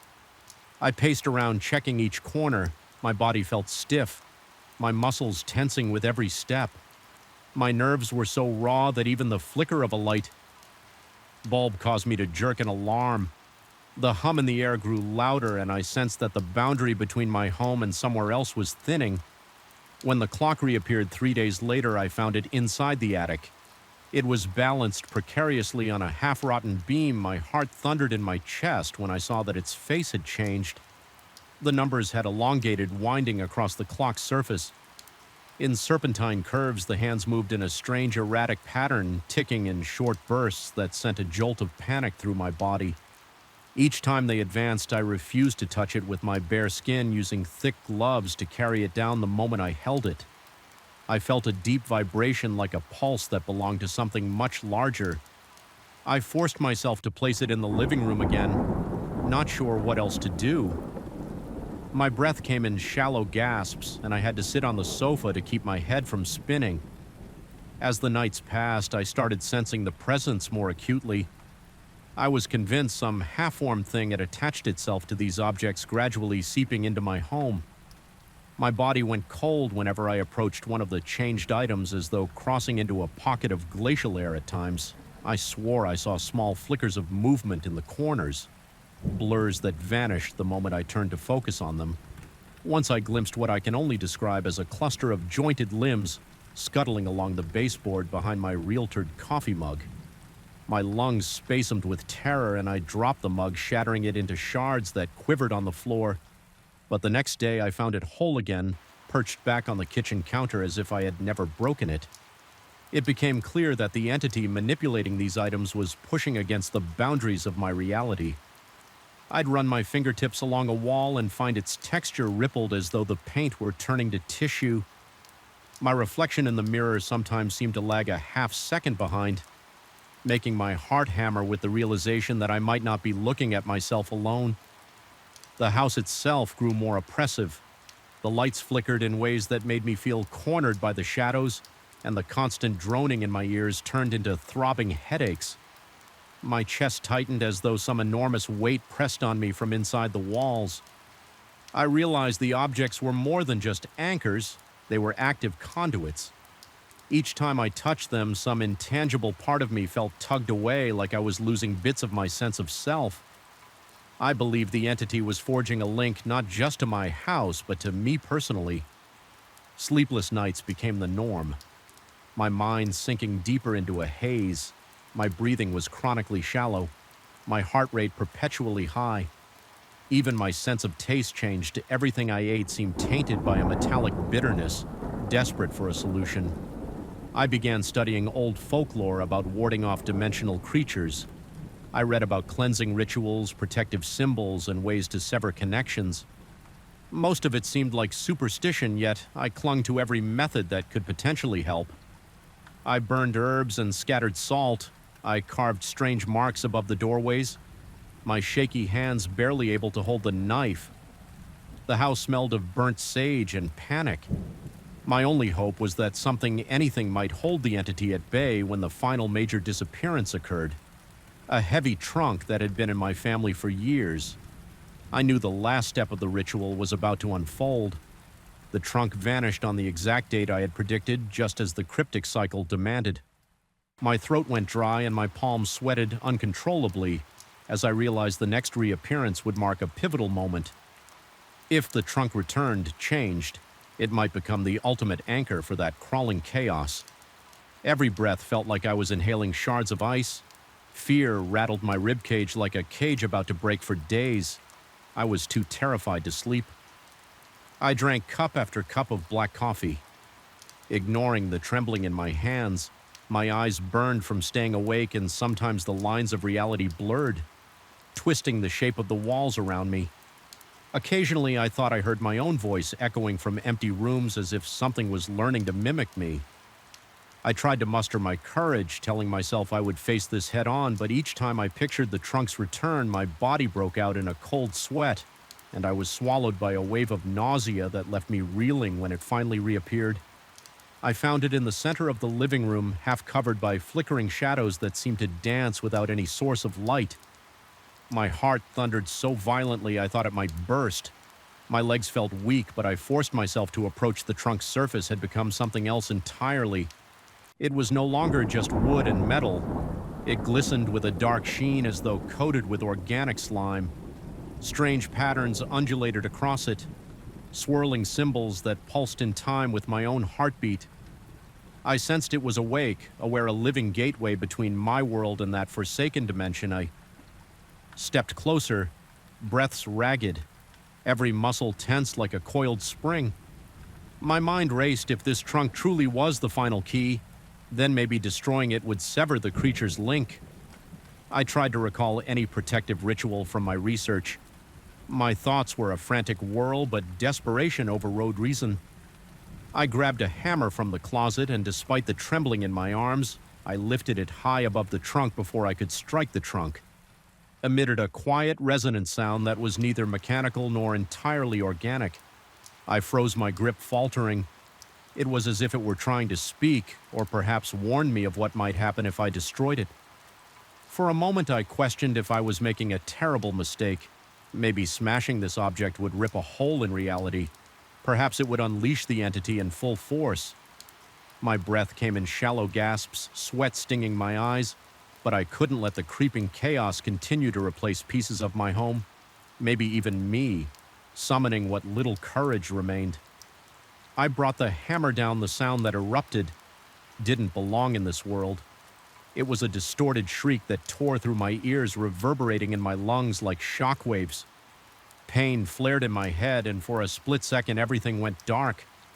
The next thing I remember, I found myself kneeling on the floorhead, spinning the hammer still clutched in my hand. The trunk was cracked open, leaking a viscous liquid that shimmered in the dim light. I felt an icy wind blow through the house, and the stench of decay and ozone choked me with all my remaining strength. I swung the hammer again and again, each blow igniting fresh bursts of that unnatural sound. My arms burned and my vision blurred, but I kept striking until the trunk was reduced to splintered wreckage. The moment it was destroyed, the humming in the air cut out. Abruptly, silence enveloped me in overwhelming quiet that felt like a vacuum. I crawled away from the wreckage, struggling to steady my breath. My heart felt as though it might tear free from my chest.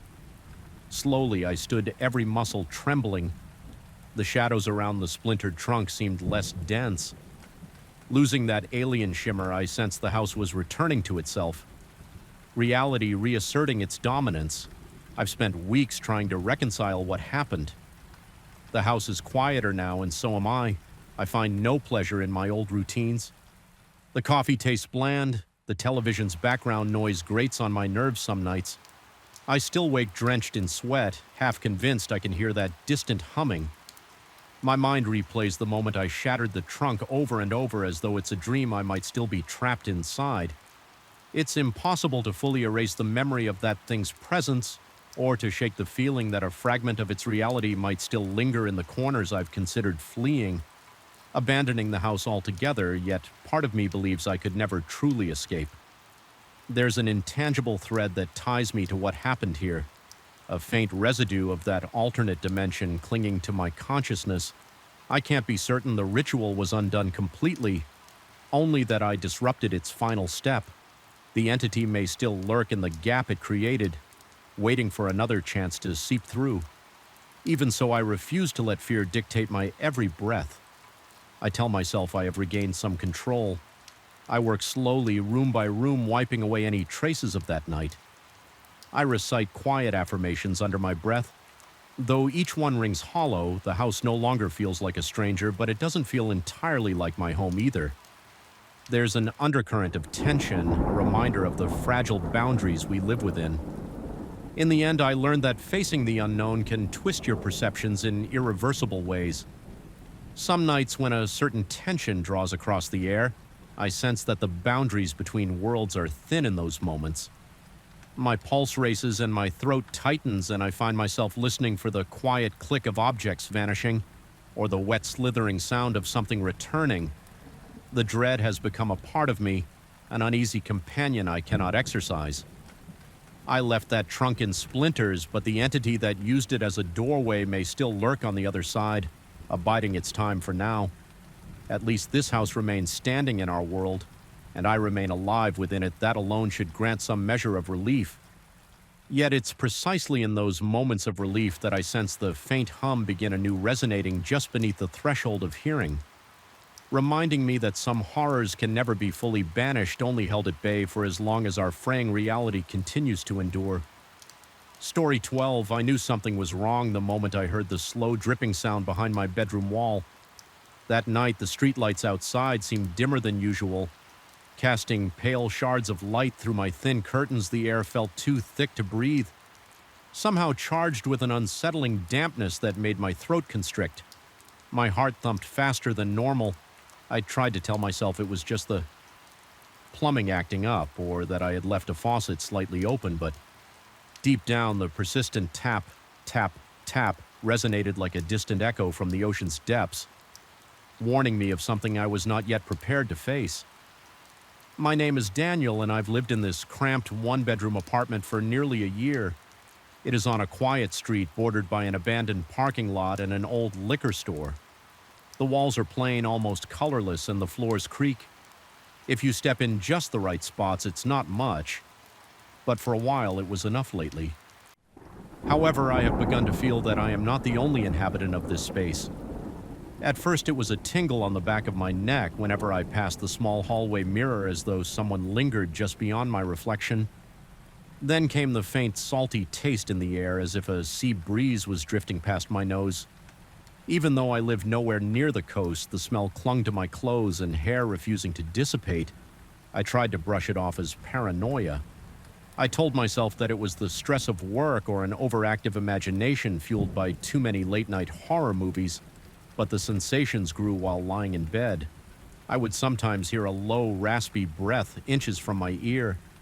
Other nights I jolted awake with my heart pounding, convinced I felt cold.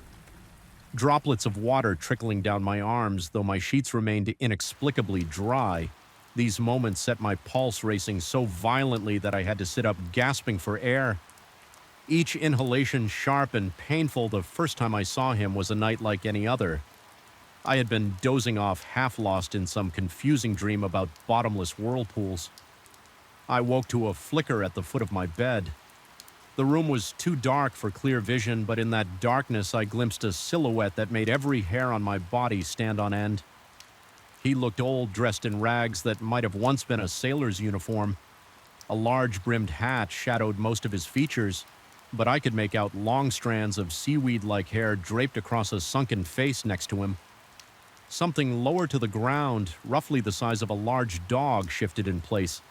I felt rather than heard a presence, a spectral form that resembled a sea lion but moved in unnatural silence.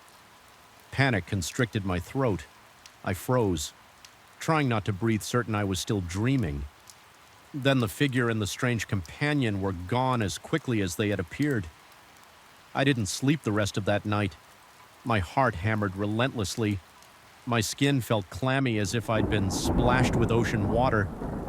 I stayed up pacing back and forth in my living room, turning on all the lights in an effort to force the darkness away. Over the next few days, I fought to maintain a semblance of normalcy. I went to work, typed up reports, and endured small talk with colleagues. Yet something had changed in me. My hands trembled at the slightest provocation. The tension in my neck and shoulders was unbearable. Each time I blinked, I saw that old sailor's silhouette etched on the back of my eyelids. Friends asked if I was ill or if I'd gone on a bender. I claimed I was fine, but feared they could sense my growing paranoia. My mouth would go dry even when I was sipping water. My lungs felt constricted, as though I was inhaling brine instead of air. It wasn't long before the walls themselves began to betray me. I noticed wet streaks forming near the baseboards of the bedroom. The water looked almost oily, shimmering with an iridescent sheen in the dim light. When I ran my finger along one streak, I tasted salt on my skin, sharp and undeniable. The slow drip behind my wall became more persistent, echoing at random intervals day and night, driving me to the edge of my sanity. Maintenance staff insisted there was no leak and brushed off my complaints, suggesting maybe a spill or a condensation one evening. While I was brushing my teeth, I sensed movement behind me. I turned to see the faint outline of that sea lion-like creature. Its eyes glowed with a haunting phosphorescence, a cold green that seemed both curious and malevolent. I whipped around, nearly choking on toothpaste in the mirror. I briefly caught the reflection of that old mariner again, hunched in the corner of the room, water dripping from his hat. But when I spun back, my bathroom was empty. My heart was pounding so hard my ribs hurt. I felt short of breath, as though the air had been siphoned out of the room, leaving me with nothing but stale, suffocating dread. I began to question my grip on reality, stress, sleep deprivation, or maybe I was losing my mind outright. Yet every night the dreams of sinking into cold black water persisted. I'd wake up gasping, my lungs cramped and burning. Then one particularly horrifying morning, I found gill-like slits around my neck, thin, inflamed lines that felt tender to the touch. It was impossible to remain calm. I nearly collapsed in front of the mirror, panic turning my stomach to ice. My heartbeat thundered in my ears, and a film of sweat coated my entire body. I tried to reassure myself that it was some bizarre rash, perhaps an allergic reaction. But the next night I dreamt of breathing underwater, gasping in lungfuls of salty water while dark shapes floated around me. The transformation of my apartment escalated at an alarming pace. The persistent smell of salt hung over everything. Puddles of water appeared in corners of the living room with no apparent source. The windows grew foggy, almost like portholes trapped in a dense fog at sea. Some nights I felt surges of invisible currents swirling around my legs, as though the floor itself had become a shallow tide pool. My chest tightened constantly, as if anticipating a fresh wave of dread at every turn. Despite the oppressive atmosphere, curiosity gnawed at me. I started leaving out scraps of paper, meticulously noting the times when I heard the dripping or caught a glimpse of that spectral duo. I became fixated on patterns, as though deciphering them would unlock the reason behind all this. I even tried to call out to the presence, though I mostly did so under my breath. Uncertain if I truly wanted a response through these hushed appeals, I began to sense that the old mariner was not just a random haunting. He felt ancient, burdened by centuries of knowledge, and the spectral sea lion always lurking at his side seemed like a guardian or an emissary of something far older than I could comprehend. The nights grew heavier. My breathing would change as I slept, rattling through those strange slits on my neck, leaving me half suffocated by morning.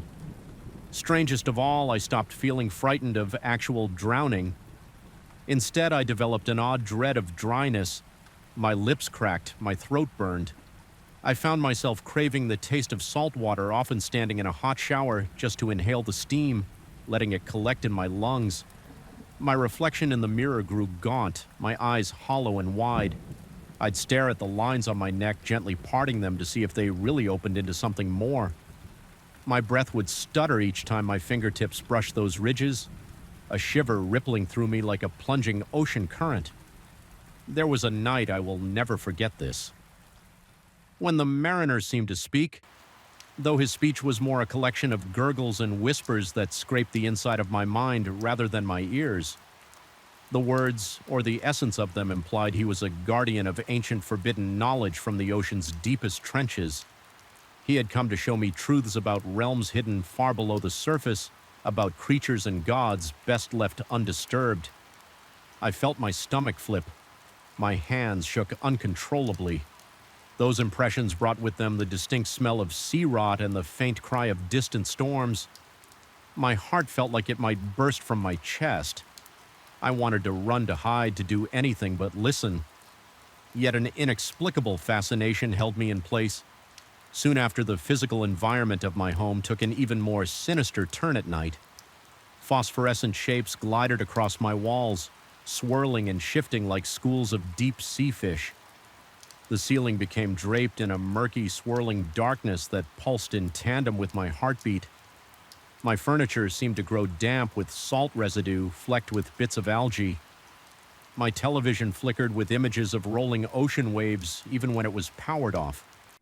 The constant drip behind my walls was now accompanied by a low hum that vibrated through the floorboards. My ankles would tingle as if something brushed against them, a near weightless pull that reminded me of underwater currents. It was around this time that I became truly unstable. My appetite dwindled, replaced by an unquenchable thirst. I'd stand at the sink, letting cold water trickle into my palms, trying to taste that salty tang I craved. My nights were filled with a harsh cacophony of half-sounds: the bark of a distant sea lion, the echo of an old horn from a ghost ship, and the scraping chant of a mariner reciting lines in a forgotten tongue. Each noise sent a jolt through my nervous system, making me break out in a cold sweat that soaked my shirt and left my skin clammy. I avoided contact with others. My coworkers commented that I looked as if I'd spent a week underwater. A neighbor tried to ask if I was all right, remarking on the water dripping from beneath my door, but I brushed him off. My voice shook whenever I tried to form sentences, and I could hardly meet his gaze. Eventually, the transformation reached a point where my apartment no longer felt like a place meant for humans. Entire sections of the floor were slick. The air was perpetually humid, pressing in on me, saturating my clothing. Strange flickers of light shimmered under tables and chairs as if small bioluminescent creatures darted about just out of view. At times, I sensed an undertow below my feet, forcing me to fight for balance. If I dared to stand still too long, I swore I was sinking, my ankles slowly disappearing into a gelatinous darkness, only to re-emerge when I panicked and scrambled away one night with my mind spinning. I recalled that the mariner seemed to carry some secret if he had knowledge. Perhaps he also held a key to escaping this twisting reality. My terror warred with my desire for release from this aquatic prison. So I waited wide awake in the living room, feeling the intangible current swirl around me. The sea lion appeared first, emerging from a shadow near the couch. Its translucent body glowed faintly, and I could see shifting shapes of bones and sinew beneath its surface. My pulse thundered as the mariner stepped out from the darkness. Next, water dripped from his brimmed hat, sliding down his hollow cheeks and frayed coat. My breath caught, and a harsh dryness seized my throat as if the very humidity had turned to salt within my lungs. I tried to communicate, though what I uttered was more a series of gasps and half-choked croakies. I cannot recall the exact words, if there even were coherent words. I remember the mariner raising a waterlogged hand and pointing to the back wall, the one nearest my bedroom. There, the salty stains had grown until they resembled an open gash, an entryway to something darker. My vision blurred with fear, chest spasming, heart thumping like a desperate drumbeat. I felt compelled to move closer, every muscle in my body. Seizing up with tension, my legs trembled, my teeth clenched so hard I thought they might crack behind me. I sensed the sea lion's cool, moist breath on my legs. Nudging me forward, when I reached the wall, I touched the largest salt stain. It was soft, almost like it was breathing. I pushed gently, and a rush of briny water gushed over my hand. The mariner's voice, or what I perceived as his voice, flooded my mind with images of swirling black pits in the ocean floor, monstrous silhouettes writhing in total darkness, and incomprehensible knowledge guarded by them. My lungs seized the gill slits on my neck, fluttered, drawing in air with unnatural effort. I realized with a jolt of revulsion and awe that I was starting to breathe through them. My chest tightened again, and I stumbled backward, tears burning my eyes. The shapes on the walls grew more distinct. Looming in the gloom, they seemed to whisper wordlessly of unearthly depths. The mariner took a step closer, his posture a chilling invitation, and in that moment I felt an overwhelming surge of panic. It was the primal dread that warns you to stay away from the edge of the unknown. Everything in me screamed to reject this twisted metamorphosis. For a split second, my mind cleared enough to sense that I still had a choice to deny this dark revelation or plunge fully into it. So I fled. I grabbed my coat and bolted through the apartment door, half expecting the watery floor to grab hold of my ankles. The corridor outside was bright and ordinary. The sudden dryness shocking my breath came in ragged gasps, and I stumbled down the hall, ignoring the pounding in my ears. I did not look back. I wandered the city streets until sunrise. The fresh air felt both liberating and suffocating my lungs. Caught between wanting to draw normal breath and longing for the humidity I had fled. Eventually, I checked into a cheap motel. I slept fitfully, waking repeatedly with salt clinging to my lips. My neck gills flared and pulsed, but gradually receded to faint lines as the hours passed. Any attempt to understand what had happened left me in shambles. My thoughts spun in endless circles, my heart drumming out a relentless staccato against my ribcage. Even now, I cannot fully explain the nature of what I experienced in that apartment. I returned once in daylight, accompanied by the landlord, to retrieve my belongings. We found nothing out of the ordinary. No dripping walls, no damp floors, no pungent salt odor. Everything was just as bland and lifeless as when I first moved in, but I felt the lingering presence, and so did he, judging. By the way he kept glancing nervously at corners and lowering his voice. I packed a suitcase and left without further comment. I cannot say I am free. Every so often, I catch a glimpse of movement from the corner of my eye, a hunched figure in a wide-brimmed hat, and the blurred shape of a spectral sea lion in my dreams. I still inhale water through gills drifting through inky black water. There is a tension in my throat and a sting in my nose whenever I taste salt. A single drip of water in a quiet room can send my pulse skyrocketing. I do not know if the old mariner was offering me forbidden knowledge or a gateway to my own destruction. The memory clings to me like sea foam, a living testament that reality can slip out from under you, like wet sand beneath bare feet. I have left that apartment, yet I carry the ocean with me. The faint lines on my neck sometimes itch, and I wake from nightmares in a cold, salty sweat. I suspect I have only delayed the inevitable.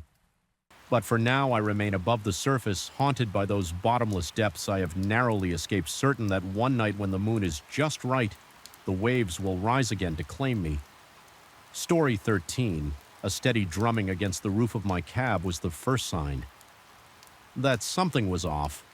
It wasn't rain, it wasn't hail. It was the sort of noise that had no place in an empty road cutting across farmland at night.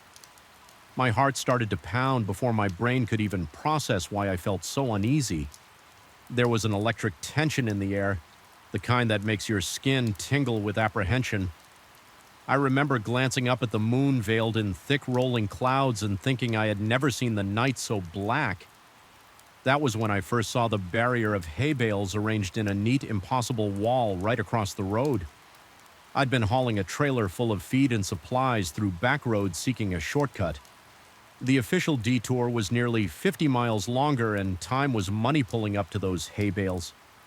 I expected to see someone, a farmer or a ranch hand, jump out to explain why they were blocking the entire lane, but there was no one. No light, no houses nearby, no sign of recent activity. Just that tall row of bales, silhouetted by my headlights, looking eerily precise and deliberate. For a moment I hesitated, thinking about turning back, but curiosity overrode caution. Something in me insisted I take a closer look, so I cut the engine, flicked on my flashlight, and stepped out. The crunch of the gravel under my boots sounded deafening in the stillness. The night air was cold enough to sting my lungs, and the odor of damp hay hung heavy as I examined those bales. A chill that had nothing to do with the wind prickled my spine. The bales were stacked perfectly, locked together as though they'd been pressed into place with machine-like precision. I couldn't fathom who would do that or why, but the strangest part, the detail that made my pulse hammer, was that there wasn't a single footprint or tire mark anywhere. It was as if the barrier had materialized out of thin air. I decided to move a few of the smaller bales aside, just enough to clear a path for my truck. Each bale felt heavier than it should, and the texture was oddly compact, but I managed to create a gap wide enough the damp odor intensified as I shifted them, my breathing growing ragged from the effort. Once I was satisfied, I trudged back to the cab, started the engine, and slowly eased my truck forward. Crossing that line of hay felt like crossing an invisible threshold. I remember an instant where the lights seemed to flicker, not the headlights, but everything around me, as if the world blinked. That first crossing was uneventful, at least that was my initial impression. After a few miles, I noticed I had no signal on my phone, so I couldn't call ahead to let my contact know I was running late. The darkness of the road was absolute, broken only by my truck's beams. Finally, I spotted a lonely gas station sign up ahead. It looked older than any station I'd visited in recent memory, with peeling paint and flickering neon that hissed in the quiet. I felt a surge of relief at the prospect of a working phone, or at least a place to gather my thoughts. But as I pulled in, the station itself seemed off, like it belonged to a different decade. The pumps were ancient, the windows dusty. I stepped inside, greeted by a single overhead bulb casting a sickly yellow glow on stained floor tiles. I asked the attendant if I could use the station's phone since my cell phone showed random symbols instead of bars. He replied in a flat tone that their landline was down. Although I couldn't see a phone anywhere, I thought maybe they kept it behind the counter. Something about his eyes made me uneasy, like he was trying to comprehend the fact that I was there but couldn't fully register me. I mentioned the road closure and the hay bales, but he looked at me as though I'd asked a nonsense question. He gave a vague shrug, and I felt a surge of frustration. I left a few bills on the counter for coffee. I didn't even finish and hurried out, more unsettled than when I arrived back in the truck. I tried calling my contact again this time. The phone displayed a different area code for him, one I didn't recognize. My chest tightened. I chalked it up to some glitch. Maybe the phone was messing up because of a spotty signal. I forced myself to ignore the wave of unease creeping through me. The rational part of my mind insisted it was just an isolated anomaly, something that would fix itself once I got to a more populated area. When I returned to the road, it felt endless, repeating the same curve of farmland over and over after hours that felt like days. I finally spotted a diner, its neon sign blinking with half the letters out. Relieved to find a place that might be open, I parked and went inside.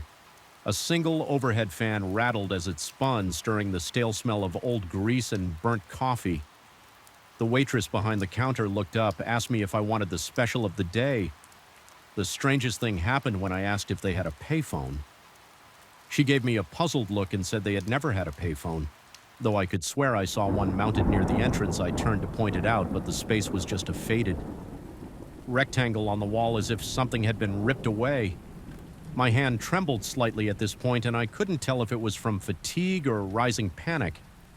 I asked her in a more urgent voice than I intended if she'd ever heard of a road blocked by hay bales. She shrugged. She claimed no knowledge of any closure in my mind. Alarm bells were clanging. I paid for a bland sandwich and left quickly, feeling the weight of unseen eyes on me. The entire time, my heart pounded so loud I half expected someone else to hear it. Unable to shake the tension coiling in my gut, I decided to drive back the way I came, convinced I'd find that barrier again and see if there was another path. When I returned to the spot, my flashlight revealed something that made my breathing go shallow with dread. The hay bales were back, rearranged in a different configuration, as if they'd sprouted roots and realigned themselves with a malevolent intent. My earlier gap was gone. I felt a trickle of cold sweat slide down my temple. The night was utterly still except for the frantic thud of my pulse in my ears. I could see the faint outline of my own footprints from before, but they stopped abruptly in front of the new arrangement of bales. I dragged the bales aside once more, fear needling at me the entire time. I tried to reassure myself, telling my scattered mind that maybe some local farmer had put them back to keep trespassers out. But deep down, I knew something else was at play, something I couldn't name or rationalize. When I crossed the threshold the second time in my truck, the flicker was stronger. It was as if the night itself momentarily brightened, revealing a swirl of shapes just beyond my line of sight. My stomach lurched and a twisting sensation rushed over me like I'd driven through a vortex. Once on the other side, I realized my phone's entire contact list was jumbled. Numbers I had memorized for years were entirely different. Names were spelled incorrectly, and when I tried to call the dispatch office, a stranger answered. My throat went dry. I found it increasingly hard to breathe, and a wave of dizziness threatened to overwhelm me. I told myself it was exhaustion. I told myself I needed to keep calm, but an insistent voice in my head whispered that I was on the wrong side of something unexplainable. Over the next hours, the changes grew more pronounced. The route markers on the road bore numbers that didn't align with any map I'd ever used. The farmland looked subtly rearranged barns in different colors, fields planted in unfamiliar patterns. My truck's dashboard clock froze at 3:13 a.m. and wouldn't budge. Panicking, I turned on the radio for some comforting static or local station chatter, only to find all the frequencies out of tune. There was a persistent hum rising and falling in waves, scratching at the edges of my sanity. When dawn finally arrived, it came with a sluggish, murky light, tinted gray rather than the normal pale gold. I expected the farmland's shadows looked stretched at bizarre angles I drove on, searching for any sign of normalcy. That was when I noticed the rattle in my engine popping the hood. I tried to do a quick inspection, but every label and brand name inside was off by a letter or two, as though the world was mocking me with these tiny, infuriating differences. My fingers shook so badly I dropped my wrench and I nearly tripped retrieving it. I wanted to scream at the sky at the unrelenting weirdness that refused to make sense. I must have spent hours trying to find a main highway, but every route twisted back on itself or led to a dead end. Occasionally, I glimpsed signs of people, distant farmhouses, dim silhouettes in windows. Yet whenever I tried knocking on a door, I was met with either silence or residents who looked at me with unblinking suspicion. They seemed to listen to my questions about the road and the barrier, but they responded with vague phrases that made my head spin. No one gave me a clear answer. No one offered real help. It felt like they were seeing a ghost, but pretending not to. After crossing the barrier a third time because I had no choice but to keep backtracking, I noticed changes in my personal belongings. My watch no longer bore the brand name. I recognized the company name had switched 2 letters. My license had a different issue date. And the photo looked slightly off, like it was of a different version of me. My body tensed and my breathing quickened. In short, panicked bursts, I started to suspect that every time I passed those hay bales, I slipped farther away from my original reality. Anxiety devoured me. I couldn't shake the sense that I was being herded, like some invisible force was guiding me across the barrier again and again, nudging me through fracturing layers of existence every time I tried to break the cycle, turning onto a side road, ignoring the direct route. I ended up at that damn wall of hay, always changed, always waiting. My pulse pounded in my ears each time I saw it, and a nervous tremor claimed my hands. The more I traveled, the more the surroundings grew foreign. Road signs were replaced with symbols. I didn't understand. The sky seemed tinted with an otherworldly hue. In my desperation, I attempted to recall the original road, but my memories felt scrambled. Half lost, my mind kept conjuring contradictory details. Was the gas station on my left or my right? Did I see a diner or a grocery store? Sometimes I felt sure of one thing, only to find evidence of the opposite. Even the image in my side mirror unsettled me. The reflection of the road behind me looked darker, as if the night never really lifted there. Swirling in perpetual twilight, at one point I realized I was muttering under my breath, trying to cling to facts about myself, my name, my favorite foods, the color of my truck before I bought the new paint job. I clenched the wheels so tightly my knuckles ached, reminding myself of who I was. This fight for identity became increasingly difficult as time wore on and reality drifted further from my grasp. Eventually, I reached a small service plaza that looked almost normal, though the sign out front bore a strange slogan I'd never heard of. I parked heart-hammering and approached a payphone that stood near the restrooms. An outdated relic, but real enough to maybe offer me a lifeline. I picked up the receiver, fumbled with coins, and dialed the dispatch office from memory. The phone rang and an unfamiliar voice answered, but it mentioned the company name correctly. I spoke with frantic urgency, explaining my location and my predicament.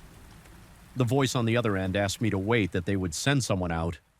Relief flooded me so powerfully I almost sank to my knees. I holed up inside my truck, every nerve on alert. Scanning the horizon for a rescue vehicle, minutes ticked into hours. The adrenaline coursing through me with nowhere to go. My gut clenched at every passing moment. The sense of being watched pressed in on me again. Shadows flickered at the edges of my vision. Each time I looked, there was nothing there yet. My pulse refused to settle. Finally, a pickup truck arrived. A tall individual got out and walked toward me with measured steps. They claimed to be from the company, but their ID badge looked slightly off. Like the font was new or the logo had changed. They said the boss was worried about me and had sent them to bring me back to the depot.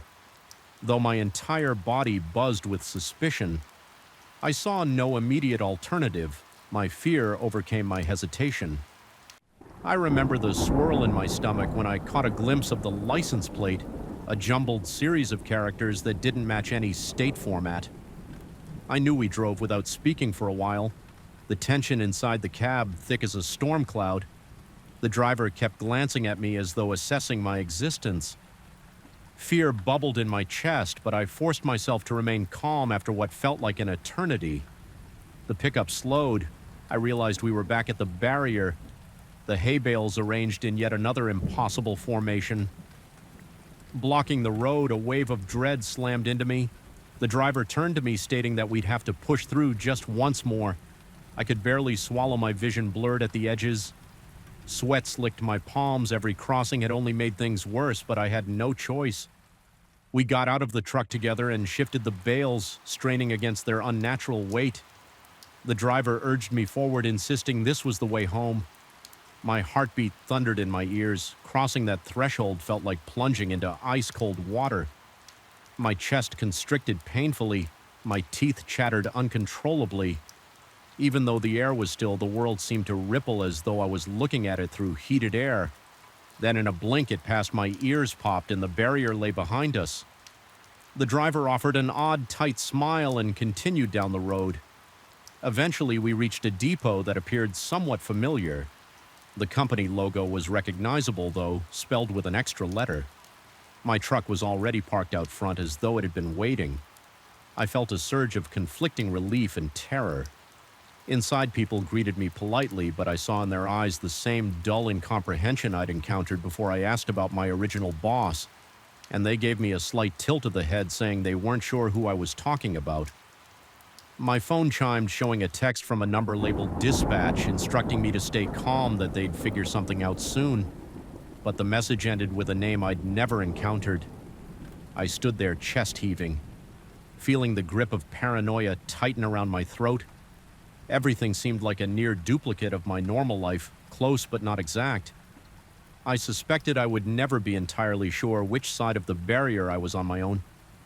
Reflection in the glass door looked a little off, as though the set of my shoulders or the angle of my jaw belonged to someone else now. As I sit in my truck writing down these events before my courage fails, my entire body trembles. My breath catches at every sound, terrified that the barrier will appear again, or that a subtle shift in reality will yank the ground out from under me. I have this overwhelming sensation that I'm being observed, evaluated by forces I can't see.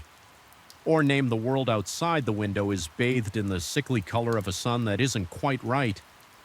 I plan to drive somewhere, anywhere, looking for the faintest chance of stumbling across my true reality.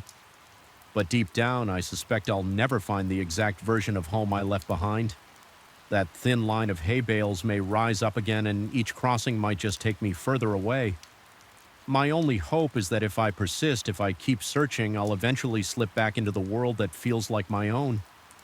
Yet a darker thought gnaws at me. Maybe my reality is gone, replaced one crossing ago.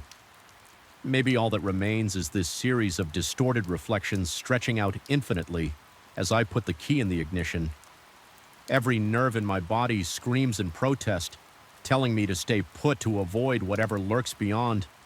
But I can't live in stagnation, fearing the next flicker of reality. I have to keep moving forward, even though I feel dread gnawing at the base of my skull. My hands tremble on the steering wheel. My heart pounds so fiercely I can taste the metallic tang of adrenaline in the back of my throat. I don't know what waits on the road ahead, or if there's a way back to the life I once knew, but I can feel the barriers pull beckoning in the distance, waiting to separate me from yet another version of myself. There's no comfort in that knowledge, only a raw terror that twists my stomach into knots. Still, the engine hums and I roll forward, headlights cutting through the uncertain twilight. If this is my fate, forever crossing between parallel roads, I can only hope that one day I'll cross back into the right one. Yet even now, I fear that sense of belonging will never truly return. My world has shifted and I'm not sure it will ever align again.